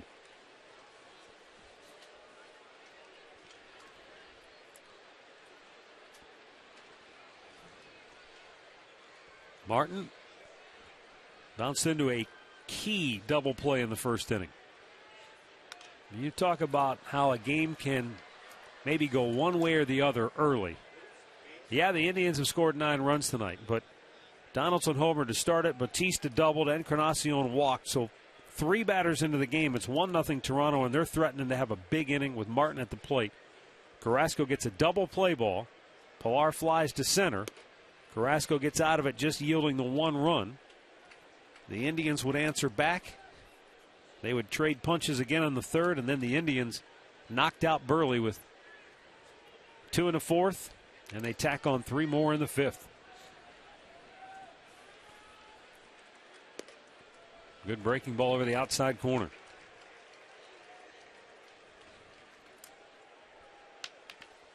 Eight of the 9 runs tonight charged to Burley.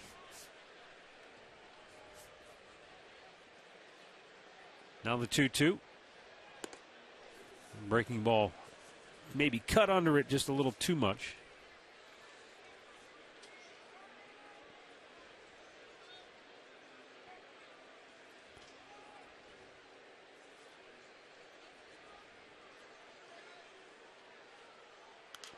You talked about it before, though, Rick. I mean, Burley coming off his start in which he gave up 13 hits, the most he'd given up in 4 years. He follows that up with allowing 11 more tonight. I know it. Maybe it's just a bump in the road for him. Well, when you pitch the contact, sometimes they find a lot of holes. Check to swing. I mean, that's the one thing John Gibbons has said about his club. And that from a pitching standpoint, you know, they've walked too many guys. He said, I think no matter what age you are, if you're a young pitcher, you're a veteran, you've got to throw it over the plate. Maybe Burley took him a little too literally tonight. I don't know. That's the way Mark has pitched his whole life. You know that. Fly ball to right. Dashing back is Moss. Spinning around and making the catch in full back pedal on the warning track. Well, this is how the game started. Josh Donaldson, towering home run. And then Bautista smoked a double. Then he had the walk to Encarnacion, and this was huge. Well, there it was. A couple of plays out of the inning with allowing just 1 run. But the nice thing about that is the Indians came back in and responded, and it took 1 hitter. Breaking ball for a strike to Pilar.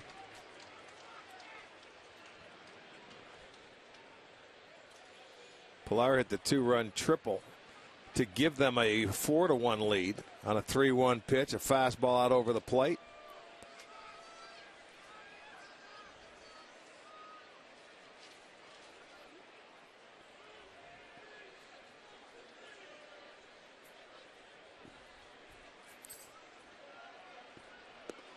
Yes, couldn't hold up.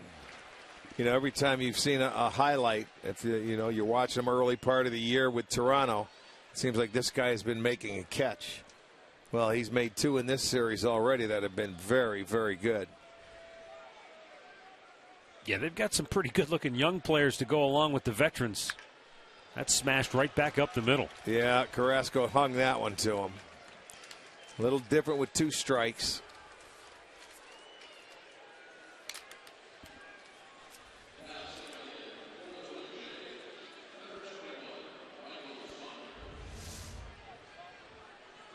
Take a look at this one. This spins and it stays up.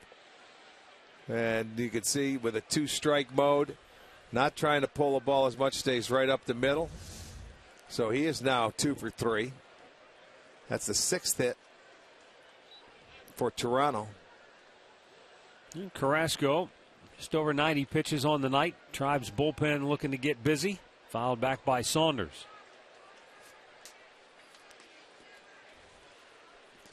want to send along a special happy birthday to Rose Smith from Amherst, who is turning 39 again. And again. I like and that. again. I like she'll that. turn 39. You can turn 39 as many times as you want. That's right, Rose. That's Smitty's wife. Down low, throw to second, but not in time. Pilar, good jump.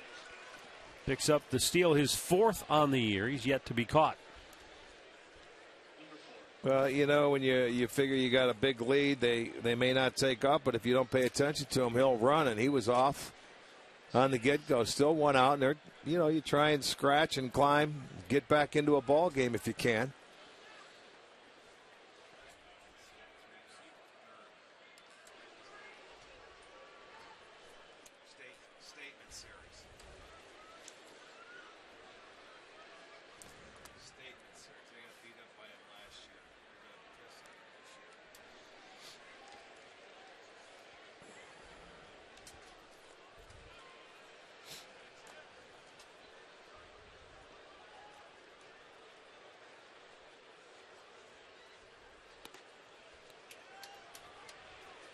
Three balls and a strike to Michael Saunders. Went down swinging in the second, called out on strikes to end the third.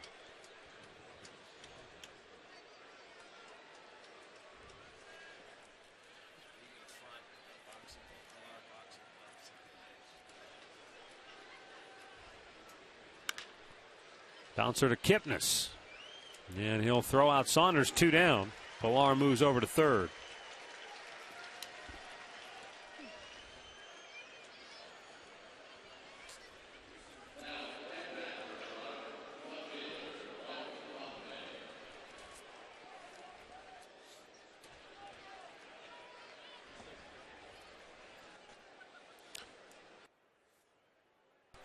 Dalton Pompey.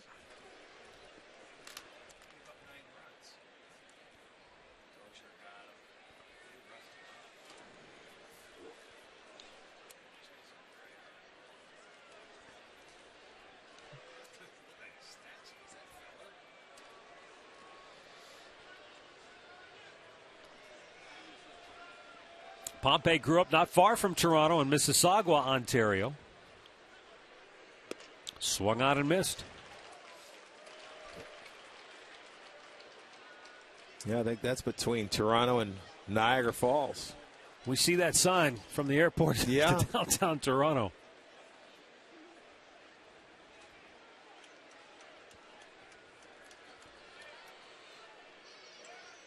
Swung on and missed. Boy, just Carrasco, he's done it every time up tonight. He's just kind of rearing back saying, let's go. Yeah, don't slow it down or speed it up for him. See if the 22-year-old can catch up. So far, he has not been able to. Runner at third, 2 down in the 6th.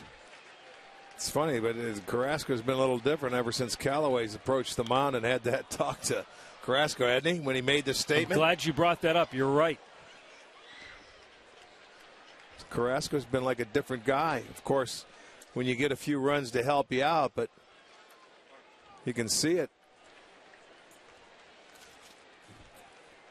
It looked like he went out and challenged him. Well, his last 12 pitches, he's had 11 strikes. Yeah, I agree with that.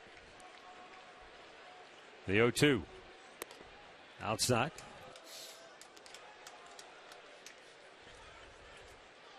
That was his 100th pitch of the night. 62% strikes.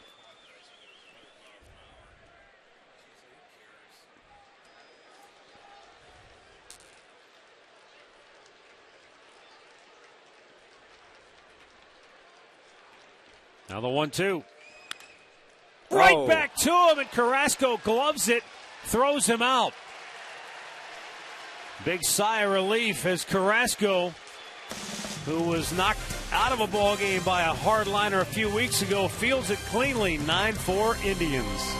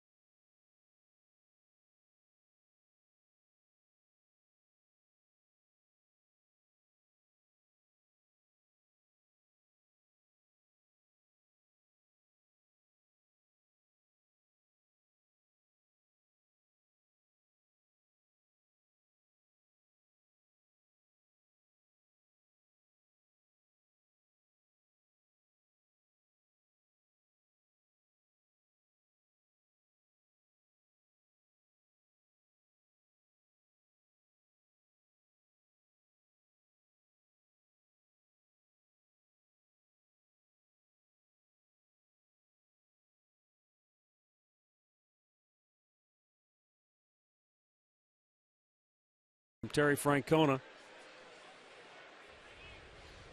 He's in position to get the win. Andrew Albers got the final 2 outs of the 5th inning, but not before he surrendered a 3-run homer to Brett Hayes. Stays on to pitch the 6th. Mike Aviles 2 for 3 on the night, leading it off.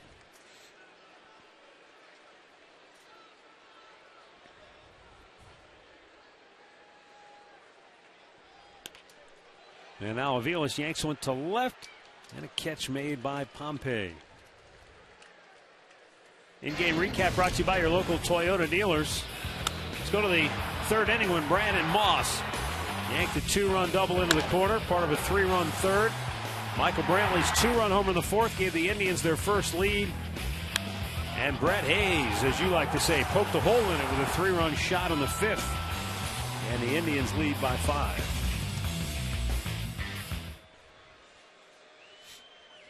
Carrasco and Kluber talk it over in the dugout. Yeah, you got Kluber going tomorrow for the Indians. I said last night these Toronto right-handers are going to see some pretty good pitch in the next 3 days when you got Carrasco, now Kluber, and then I think Bauer to wrap it up on Sunday. Or is it Salazar? Let me look. Bauer and Hutchinson on Sunday. Okay, so it is Bauer. Okay.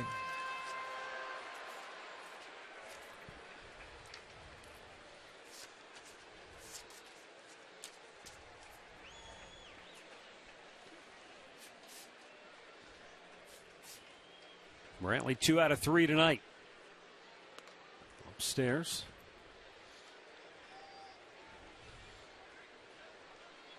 This guy, you know, he's starting to turn into that multi-hit machine again. Do you see where Altuve's on a 9-game hitting streak? 8 multi-hit in a row out of the 9. He's something Remember else. him and Brantley the same way. Yeah. They were going at it last year. Even his outs are hard. 2 down, and our great clip of the game is from last night. Brantley, the 3 hits, and this is where you remarked to me, he's hitting everything they're pitching. Yeah, it doesn't matter. He's not missing thing. He's locked in, and he comes back tonight, and he's doing the same thing. And I mean, Michael will get on a tear, and he will do that. He's fun to watch when he steps in the batter's box.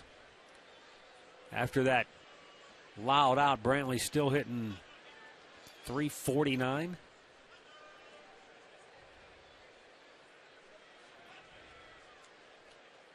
Carlos Santana, 1 for 3 on the night.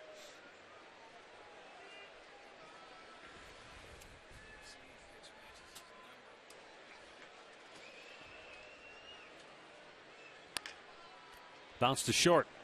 Diaz will throw him out. Indians go 1-2-3 for the first time tonight.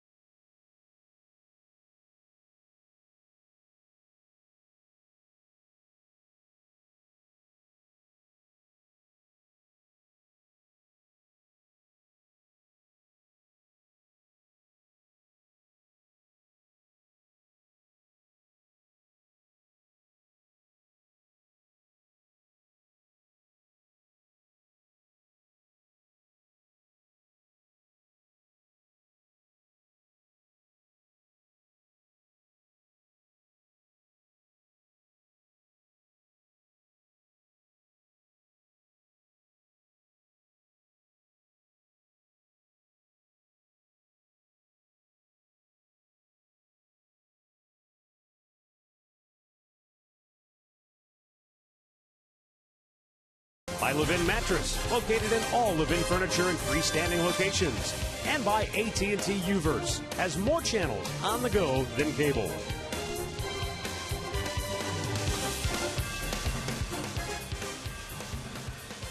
"9-4, Tribe on top, 7th inning. And the Indians go to their bullpen for the first time tonight. It will be Scott Atchison, who comes on in relief of Carlos Carrasco, who went 6 innings. Gave up 4 runs on 6 hits. But this game, Rick, this is one of those games, to me, this isn't about stats tonight. This is about how the game was played and what Carrasco had to do when he had to do it. Yeah, they came out of the chute trying to, have something big early. But the Indians responded to everything they offered. And then he settled down. I think the challenge by Callaway and the offense continued to come back and add on. And there's some crooked numbers out there. So it's been a hit parade, and it's been fun. It's been fun to watch. Goins pops one up, and Brantley makes the catch. Well, it's Miller time, brought to you by Miller Lite. And let's go back earlier in this game, 3rd inning. Kevin Pillar hit a 2-run triple. It was a 3-run inning. It's 4-1 Toronto. Mickey Callaway went out. A stern challenge, I think, was issued, and Carrasco responded big time. That was a nice double play turn by Kipnis and Lonnie Chisenhall right there to get him out of the inning. Really well done.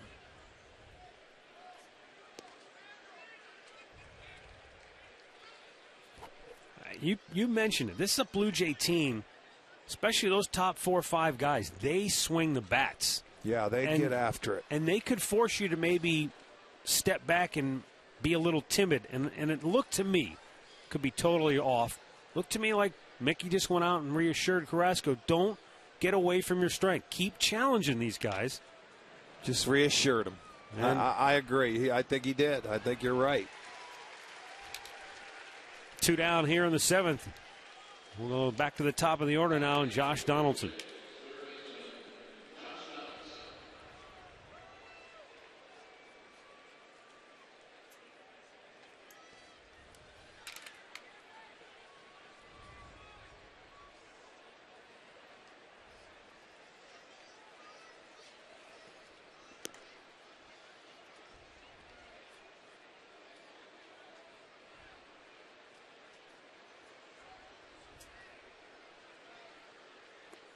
Down low, 2 balls, no strikes.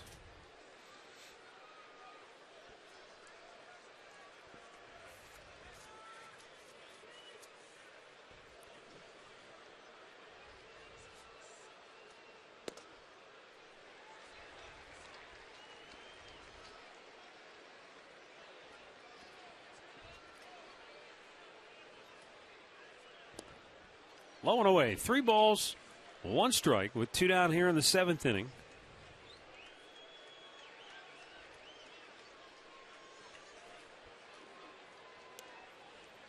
And a little bit outside, ball 4. A rare walk from Atchison. And a 2-out base runner for Jose Bautista.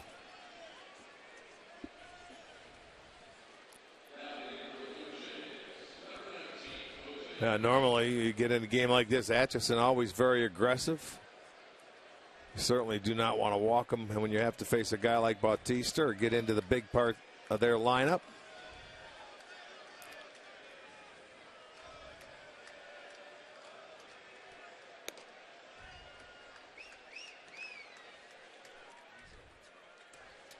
Bautista double in the first, walked and scored in the 3rd, flied out the center his last time up.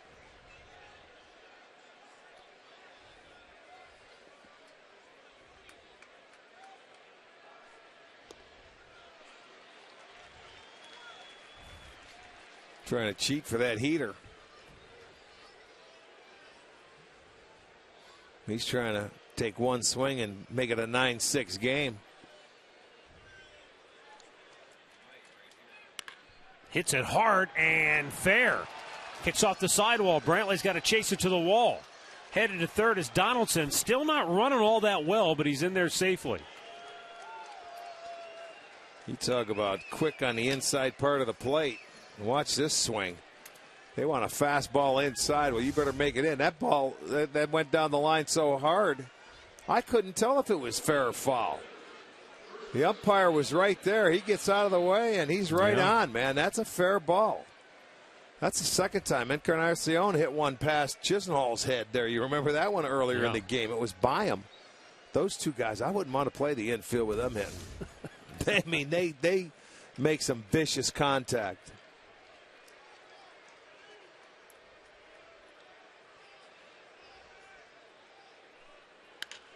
Bouncer towards third. Quick.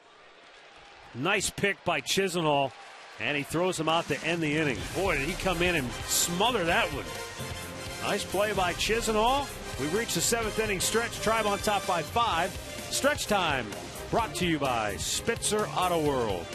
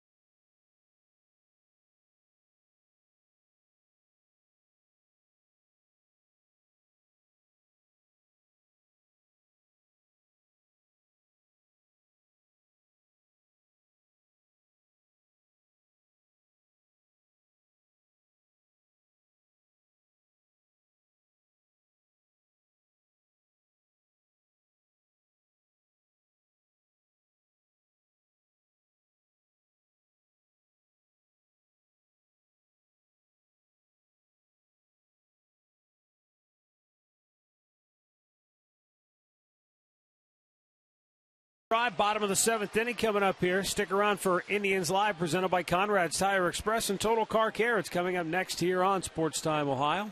Alan Jensen will have the set fired up down by the corner. Corner's got some action down there tonight. Yeah, Friday night. They're packed in. They're working it. I think that's Al signing autographs over there in the aisle. Is that why they're all clustered? Yeah, I think so.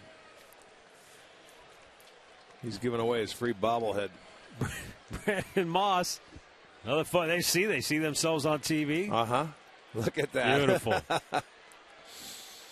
Moss had a big hit earlier in this game, back in the 3rd inning, with the Indians down. Clobbered a 2-run double. Got him within a run.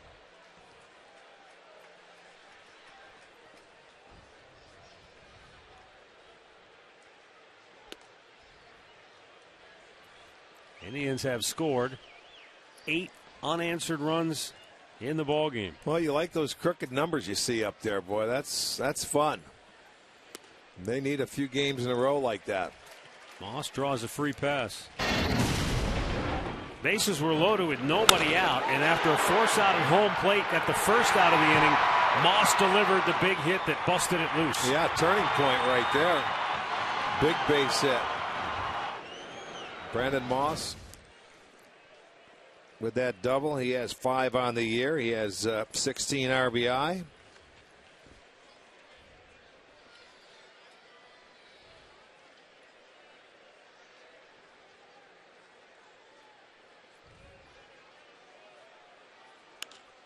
Rayburn punches one to right field, right into the tracks of Saunders, and he's retired for the first time tonight. Let's go back down to the crazy corner with Al Pawlowski and a Mazda game break. It is very alive tonight, man. Let's head out to Kansas City. Tigers taking on the Royals. Kendrys Morales already with 3 RBIs tonight. Here's his most recent in the bottom of the 3rd inning, bringing in Eric Hosmer. 4-0 Royals. Chris Young, a no-hitter so far for KC, Matt. Rick said buy a round for everybody on him tonight. Yes. Throw down the card and let it go. And I want one of your bobbleheads. Lonnie Chisenhall, an RBI tonight. He singled and scored in the 5th. No Squibber out in front of the plate. Martin flips it to first, 2 away.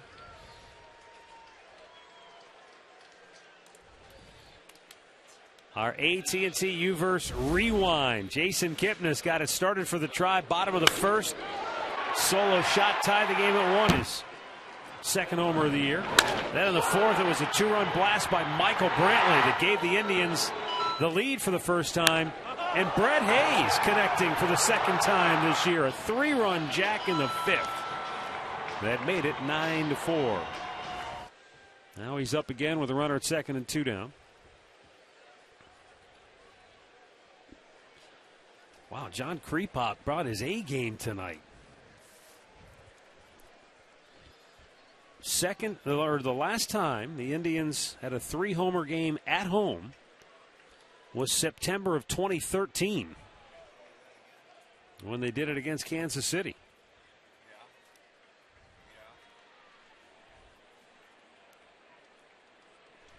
It's Friday night. That's why he's still up and active over there.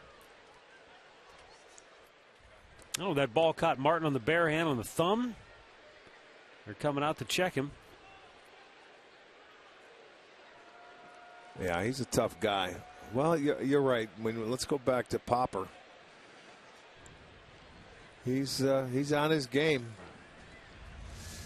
Let's see where this ball gets Martin. Breaking ball in the dirt.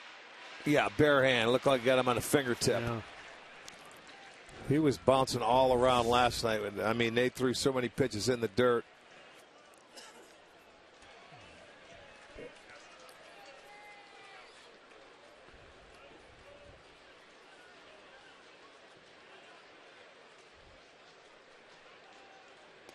Hayes takes. It's a strike. It was Hayes, the first batter that Albers faced in that 5th inning, when he launched that 3-run homer.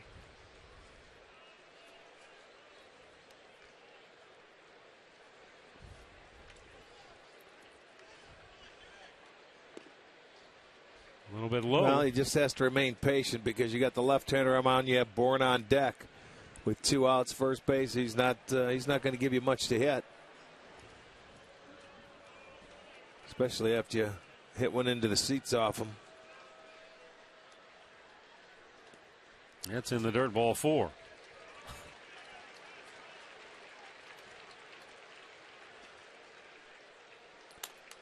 I think Martin's just about had enough. He kind of looked out there as if to say, you bounce one and hit me in the hand again. I'm coming out there. First and second, 2 down. Michael Bourne, the batter. Bourne singled in the 4th inning, and then he was involved in what at the time was a huge play in this game.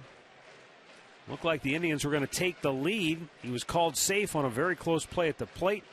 His head went face first into the dirt. Boy, did it ever.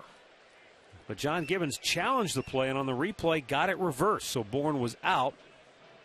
And there were 2 outs in the inning when Michael Brantley then connected on the 2-run homer.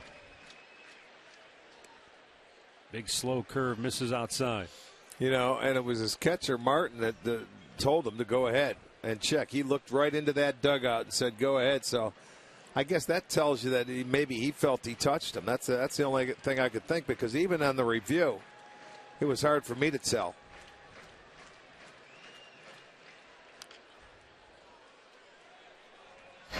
This was you come in and we thought we saw daylight. It was bang, bang. He was called safe originally, and a lot of times to overturn it, you got to have conclusive evidence. I didn't think they had it, but they call him out. This was the angle they say. Right there, maybe is there. But even on that angle, if you could look at that and say, okay, clearly he's got him tagged. By that time, is his hand on the plate, though, already? Yeah, I know. You could break that down frame to frame, and unfortunately, when you're talking about clear and convincing evidence, I'm just not sure I saw that. from what we saw in Detroit. Also, the same thing happened with Rayburn going into third base, if you remember. Thought on that it was one a similar, play. very similar play. That was a play. very similar play because that was a big play in that ball game. But they didn't have enough evidence, and that was pretty much the same, I thought. But what do we know?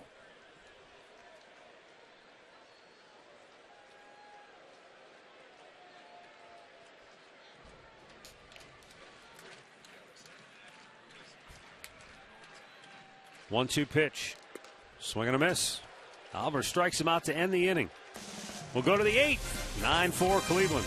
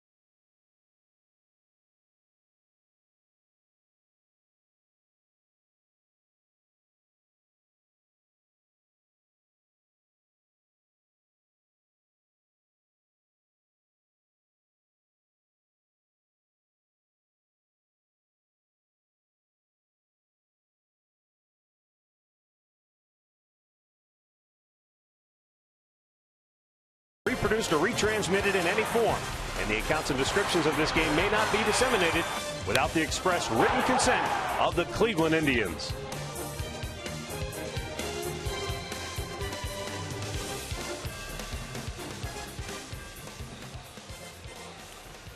(9-4) Cleveland. A little psychedelic look at the Terminal Tower. Zach McAllister coming on a pitch here in the 8th inning after Scott Atchison worked a scoreless 7th. Coming on for the 8th time. McAllister coming off a good 2 innings in his last outing.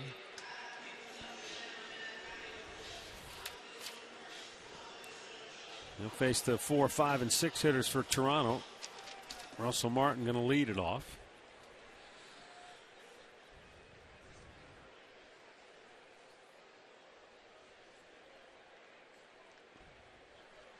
Well, he gave up 1 hit, if you remember, in his last outing, and it was a little flare down the right field line that caught chalk. I was against Kansas City. I think it was Cologne that hit the ball.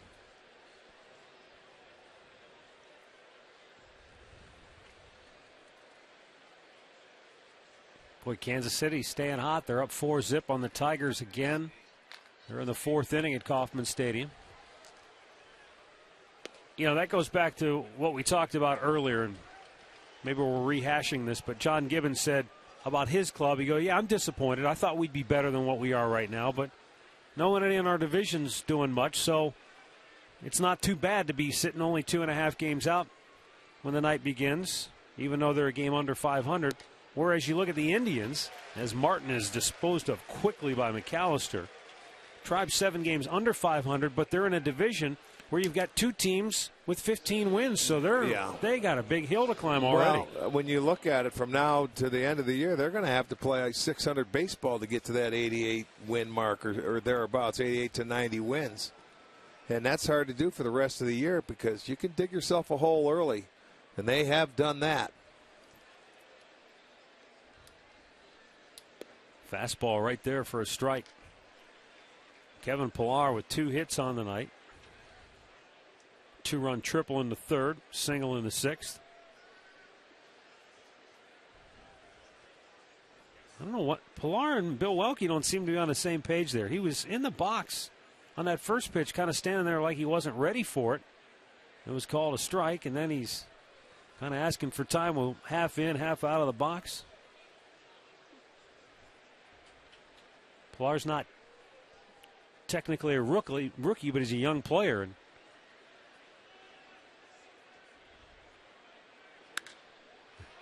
he smashes that one to deep right. Back is Moss. Makes a running catch about a stride shy of the track. 2 down. Let's go downstairs to Andre Knott. Andre, I mentioned earlier I saw Jan Gomes on the field before the ballgame playing catch. Any idea when we might see him again? We're getting closer, Matt, and I had to get out here early to get that information because Rick will steal it from me like he did last week. But he does have a smaller brace on his knee, and because he's been itching to get back with the team and be around the team, he is going to make the flight with the team to Kansas City for the 3-game road trip for that. Terry Francona wouldn't say the date when he'll play, but it's looking like he's going to be before the 6 to 8 weeks that we were originally told, because he's feeling good and looking good so far. Well, that's certainly great news and very encouraging. I knew that, Andre.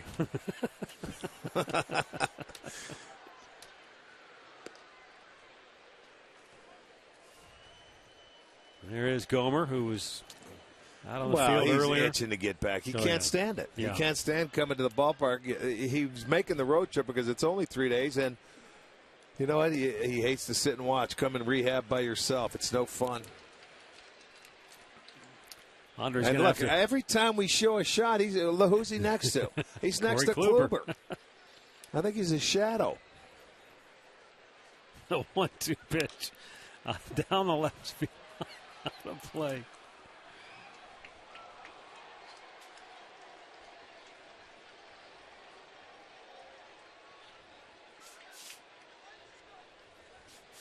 I was just thinking about the last time when Andre did the report and you had already talked to him. He's going to have to start hanging out in the hotel lobbies to get the scoops. He looks good there, though. We got some nice lobbies to hang out in. 2 balls, 2 strikes, 2 down, bases empty here in the 8th inning.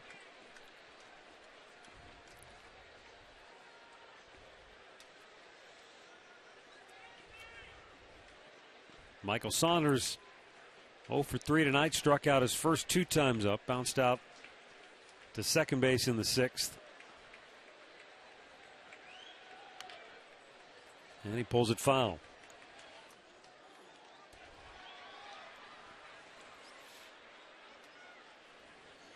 Saunders' old club, kind of like his new club, Seattle. High expectations, but so far, 2 games under 500, 5 out of first in the AL West. Then again, who saw Houston after 1 month leading the Western Division in the American League? I know they got off to a good month. When we saw them in the first 3 games, they didn't look very good. They're winning again tonight against Seattle, and the Astros have won 7 straight and 9 out of 10. You talk about red hot. Here's the 2-2 to Saunders. Couldn't get him to chase. Full count.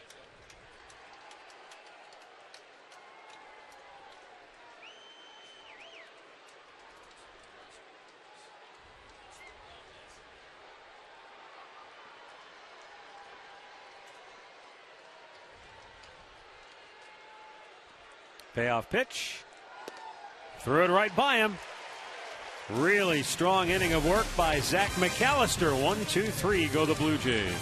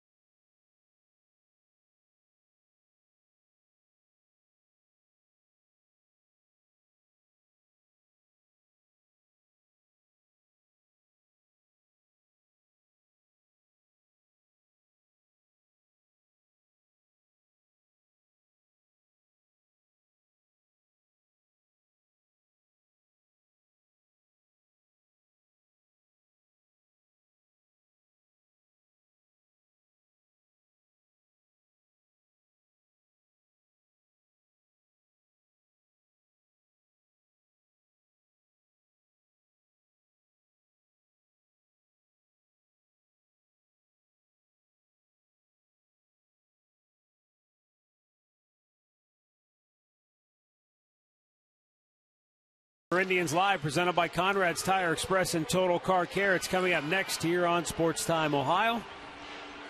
Indians in command 9-4 as we go to the bottom of the 8th inning, and Miguel Castro is coming on now to pitch for the Blue Jays.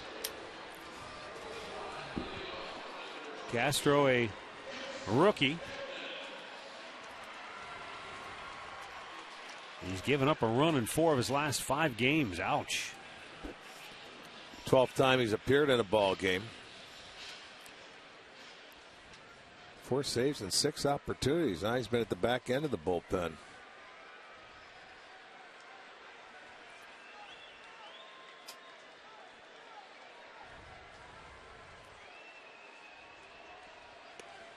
Well, sometimes saves aren't always pretty. Did you see the crazy one? Saw the highlights this morning out in Oakland with the Angels, Houston Street. I see where it was a nice catch to end the game. Vinny Pistano came on to start. It was a 6-2 ball game. Gave up, I think, a couple of hits. Next thing you know, Houston Street's in there, bases loaded. It's a 1-run game, 2 outs, and then Ike Davis smoked one to center, and Trout made a really nice catch. The ball was starting to tail back over his head, made a catch on the warning track to end it. But, you know, that goes from, again, it's 6-2 in the 9th. You're thinking, not a save situation, walk in the park. Next thing you know, it's a white knuckler. Well, I think we're going to start seeing some games like that in the month of May. The hitters are going to start catching up. The weather hopefully gets a little warmer. The offense starts to warm up a little bit. Certainly has tonight for the Indians with 12 hits and 9 runs. 3 home runs. Kipnis bangs one right back through the middle. 13 hits. His second of the ball game. In-game box score brought to you by Hyundai. And as you take a look at the numbers, everybody has been involved tonight. But let me just ask you about Kipnis in the leadoff spot. Are you seeing better at bats from him? And does it have anything to do with him being in the leadoff spot? It may help. You know what? It's all a confidence thing. You know, I thought Kipnis was swinging the bat pretty well earlier in the year. He wasn't getting hits. You know, and that can lead you into a little depression where you feel you have to do more. I'll tell you what, in the leadoff spot, your job is to get on base, and it's been different since it's shifted. Bourne has done a little better down in the number 9 hole. It's taken pressure off him. Kipnis has been swinging the bat better. They're going to come around. Aviles has 2 hits tonight. Yeah, he's swinging the bat pretty well. Yes, he is. Mike Aviles. Well, this is the second straight game that Ramirez hasn't played, so.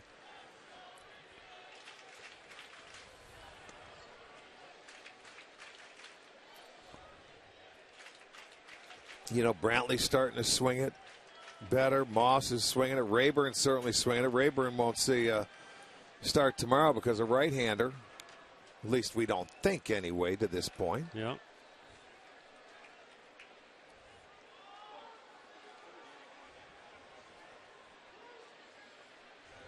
I just want to see him start hitting with runners in scoring position and get a little confidence to get the positive flow going, some momentum. They need it.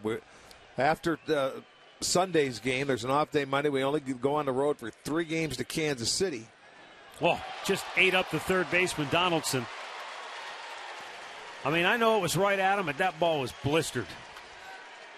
I think they'll give him a hit.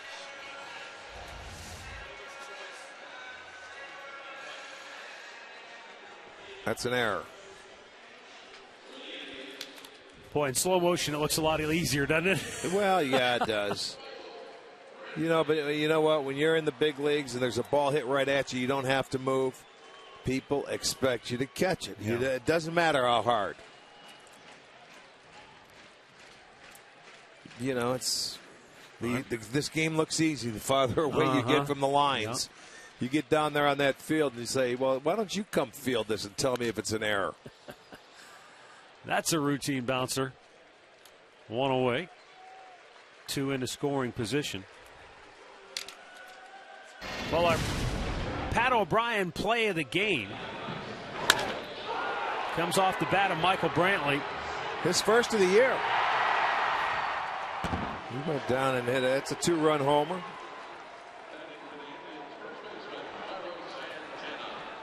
His first of the year, but it was socked. Second hit of the game, so he's got 5 hits in the series, does Brantley. Chance for Santana to drive in some runs. Blue Jays have the infield in. In the dirt. Another nice stop by Martin. He's made a bunch of them.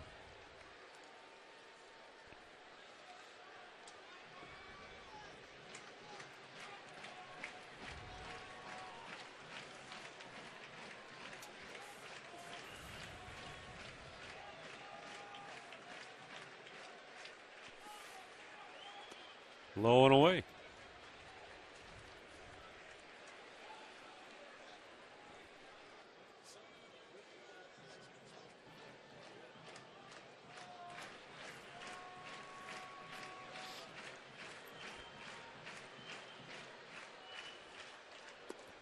Santana takes a strike.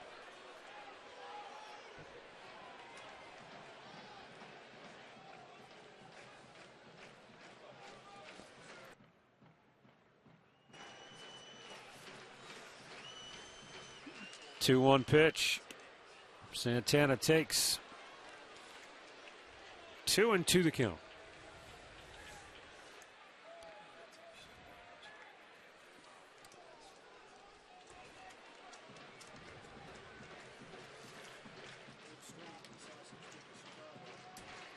The 2-2. Santana chased after one. 2 down.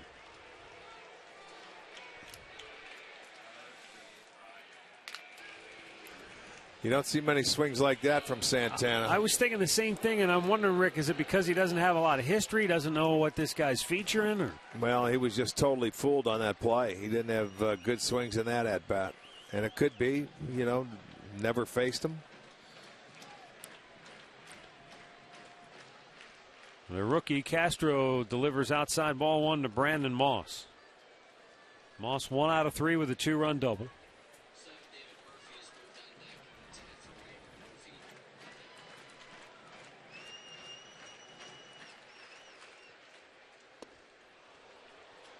One ball, 1 strike.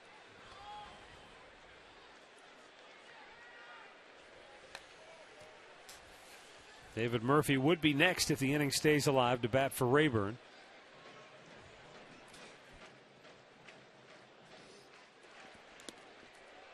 That was a nasty pitch right there. 95 with some good downward movement. Yeah, 95, that low moving, and it looked like it was late.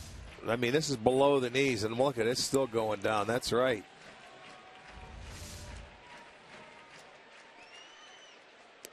Outside with the off-speed pitch.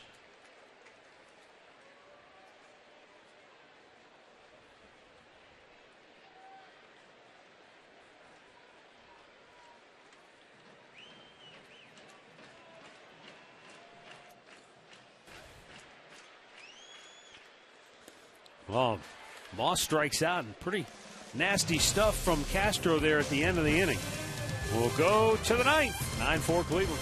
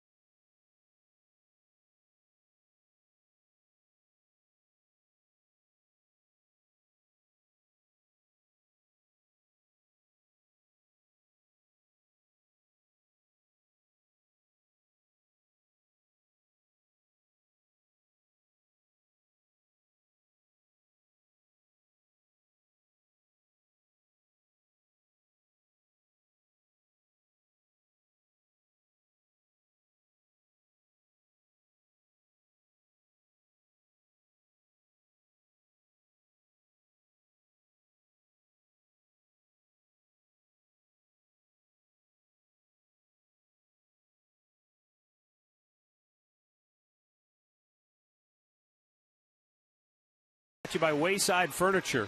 Carlos Carrasco, keep him honest inside. Again, this was a really well-pitched game by Carrasco. If you just can't look at the stats and make your determination. You had to see this game for what it was. And I thought the offense was just terrific against Burley, the way they went about it. Yeah, their approach was good. Carrasco was good. No doubt. They jumped him early, but the offense responded. So now Cody Allen will come on for the 9th time to get some work, and the bullpen has done a nice job. McAllister 1 inning, 2 strikeouts. That's 1 inning, had 1 hit and a walk, and now it's Allen's turn after Carrasco went 6, giving up 6 hits. Tyler Holt just joined the ball club today. He's in left field now for Michael Brantley here in the 9th inning. If you missed it earlier, Holt was called up when the Indians placed TJ House on the 15-day disabled list. He's got some inflammation in the pitching shoulder.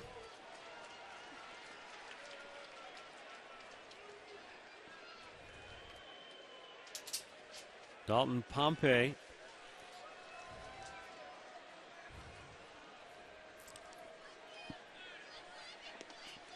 Pompey struck out his first 2 times up. 3rd time up against Carrasco. He made contact, but he hit it right back to him and was erased on a flip to first.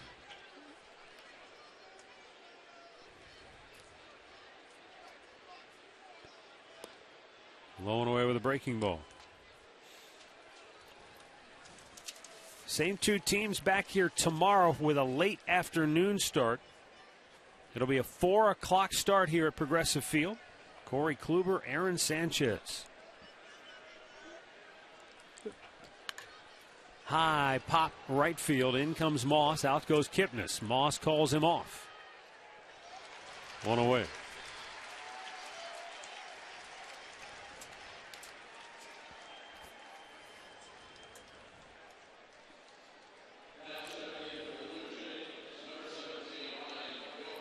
You can join Alan Jensen tomorrow at 3:30 to get the day started with Indians Live.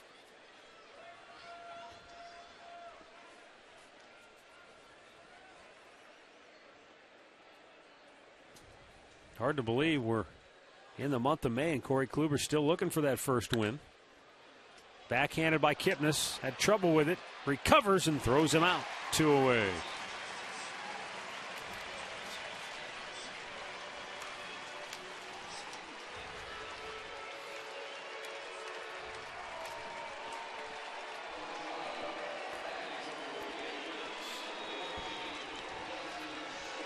Going to get a pitch hitter. Is that Justin Smoke? Yes, it is.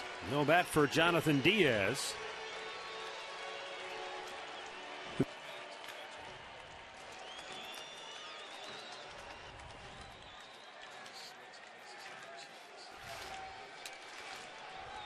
Smoke already with a couple of home runs. Takes a breaking ball and it's low.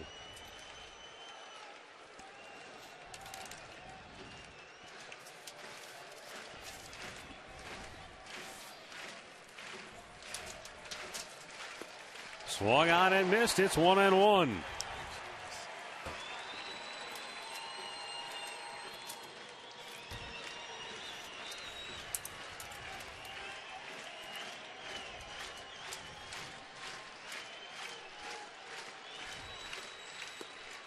Just a little bit too tall.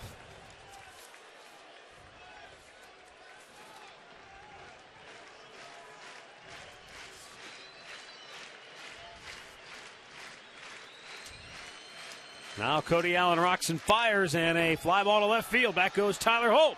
Still going back. He's at the wall. It's over his head. It's off the fence and into second base with a 2-out double is Justin Smoke. So that'll keep the game alive. And it will turn it over to the top of the order and Josh Donaldson. Yeah, he drove this ball very well. That was a low heater down at the knees.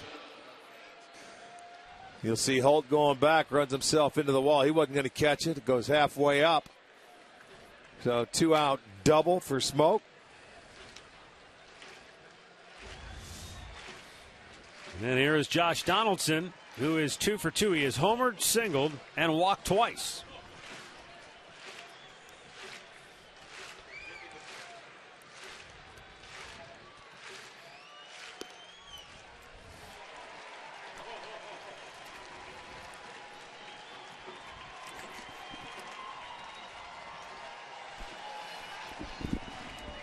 Josh Donaldson with an 0-1 count.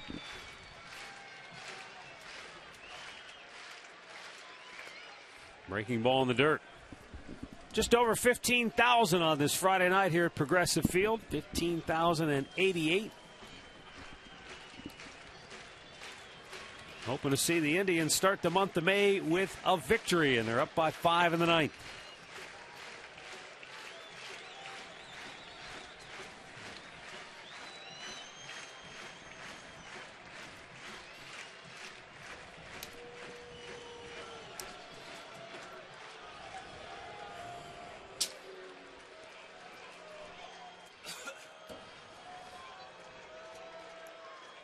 Allen ready and the 1-1.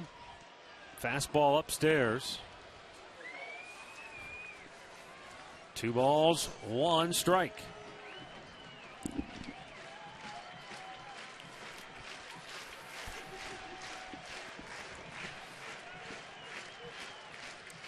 The 2-1. Donaldson fouls it back out of play.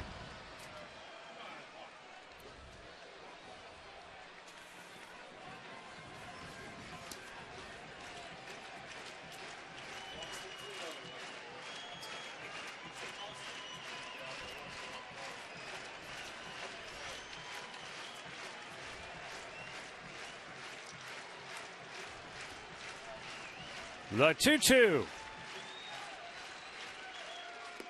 Swing and a miss. He struck him out, and the Indians win it by a final score of 9-4.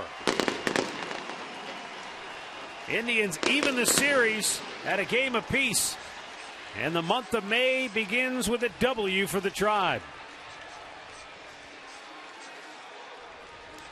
Carlos Carrasco gets the win. He's 3-2. The loser is Mark Burley. He is also 3-2. With the win, the Indians are now 8-14. The loss drops Toronto to 11-13.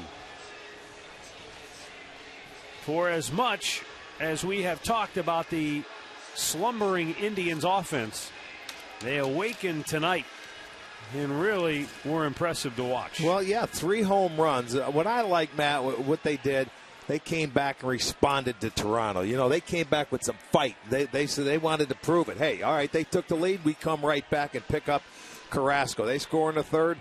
Back they come again. They score 3 more, and they just kept adding on. So offensively, that's got to be a good feeling for them right now and a confidence builder. Certainly a good win, just what the doctor ordered for the Indians. Carrasco went 6. The bullpen put up 3 zeros behind him. And the offense carried the day for the Tribe. They did it with base hits. They did it with big ball. Really a fun game to watch all the way around. We'll have some final thoughts from Progressive Field as the Indians win it tonight, 9-4.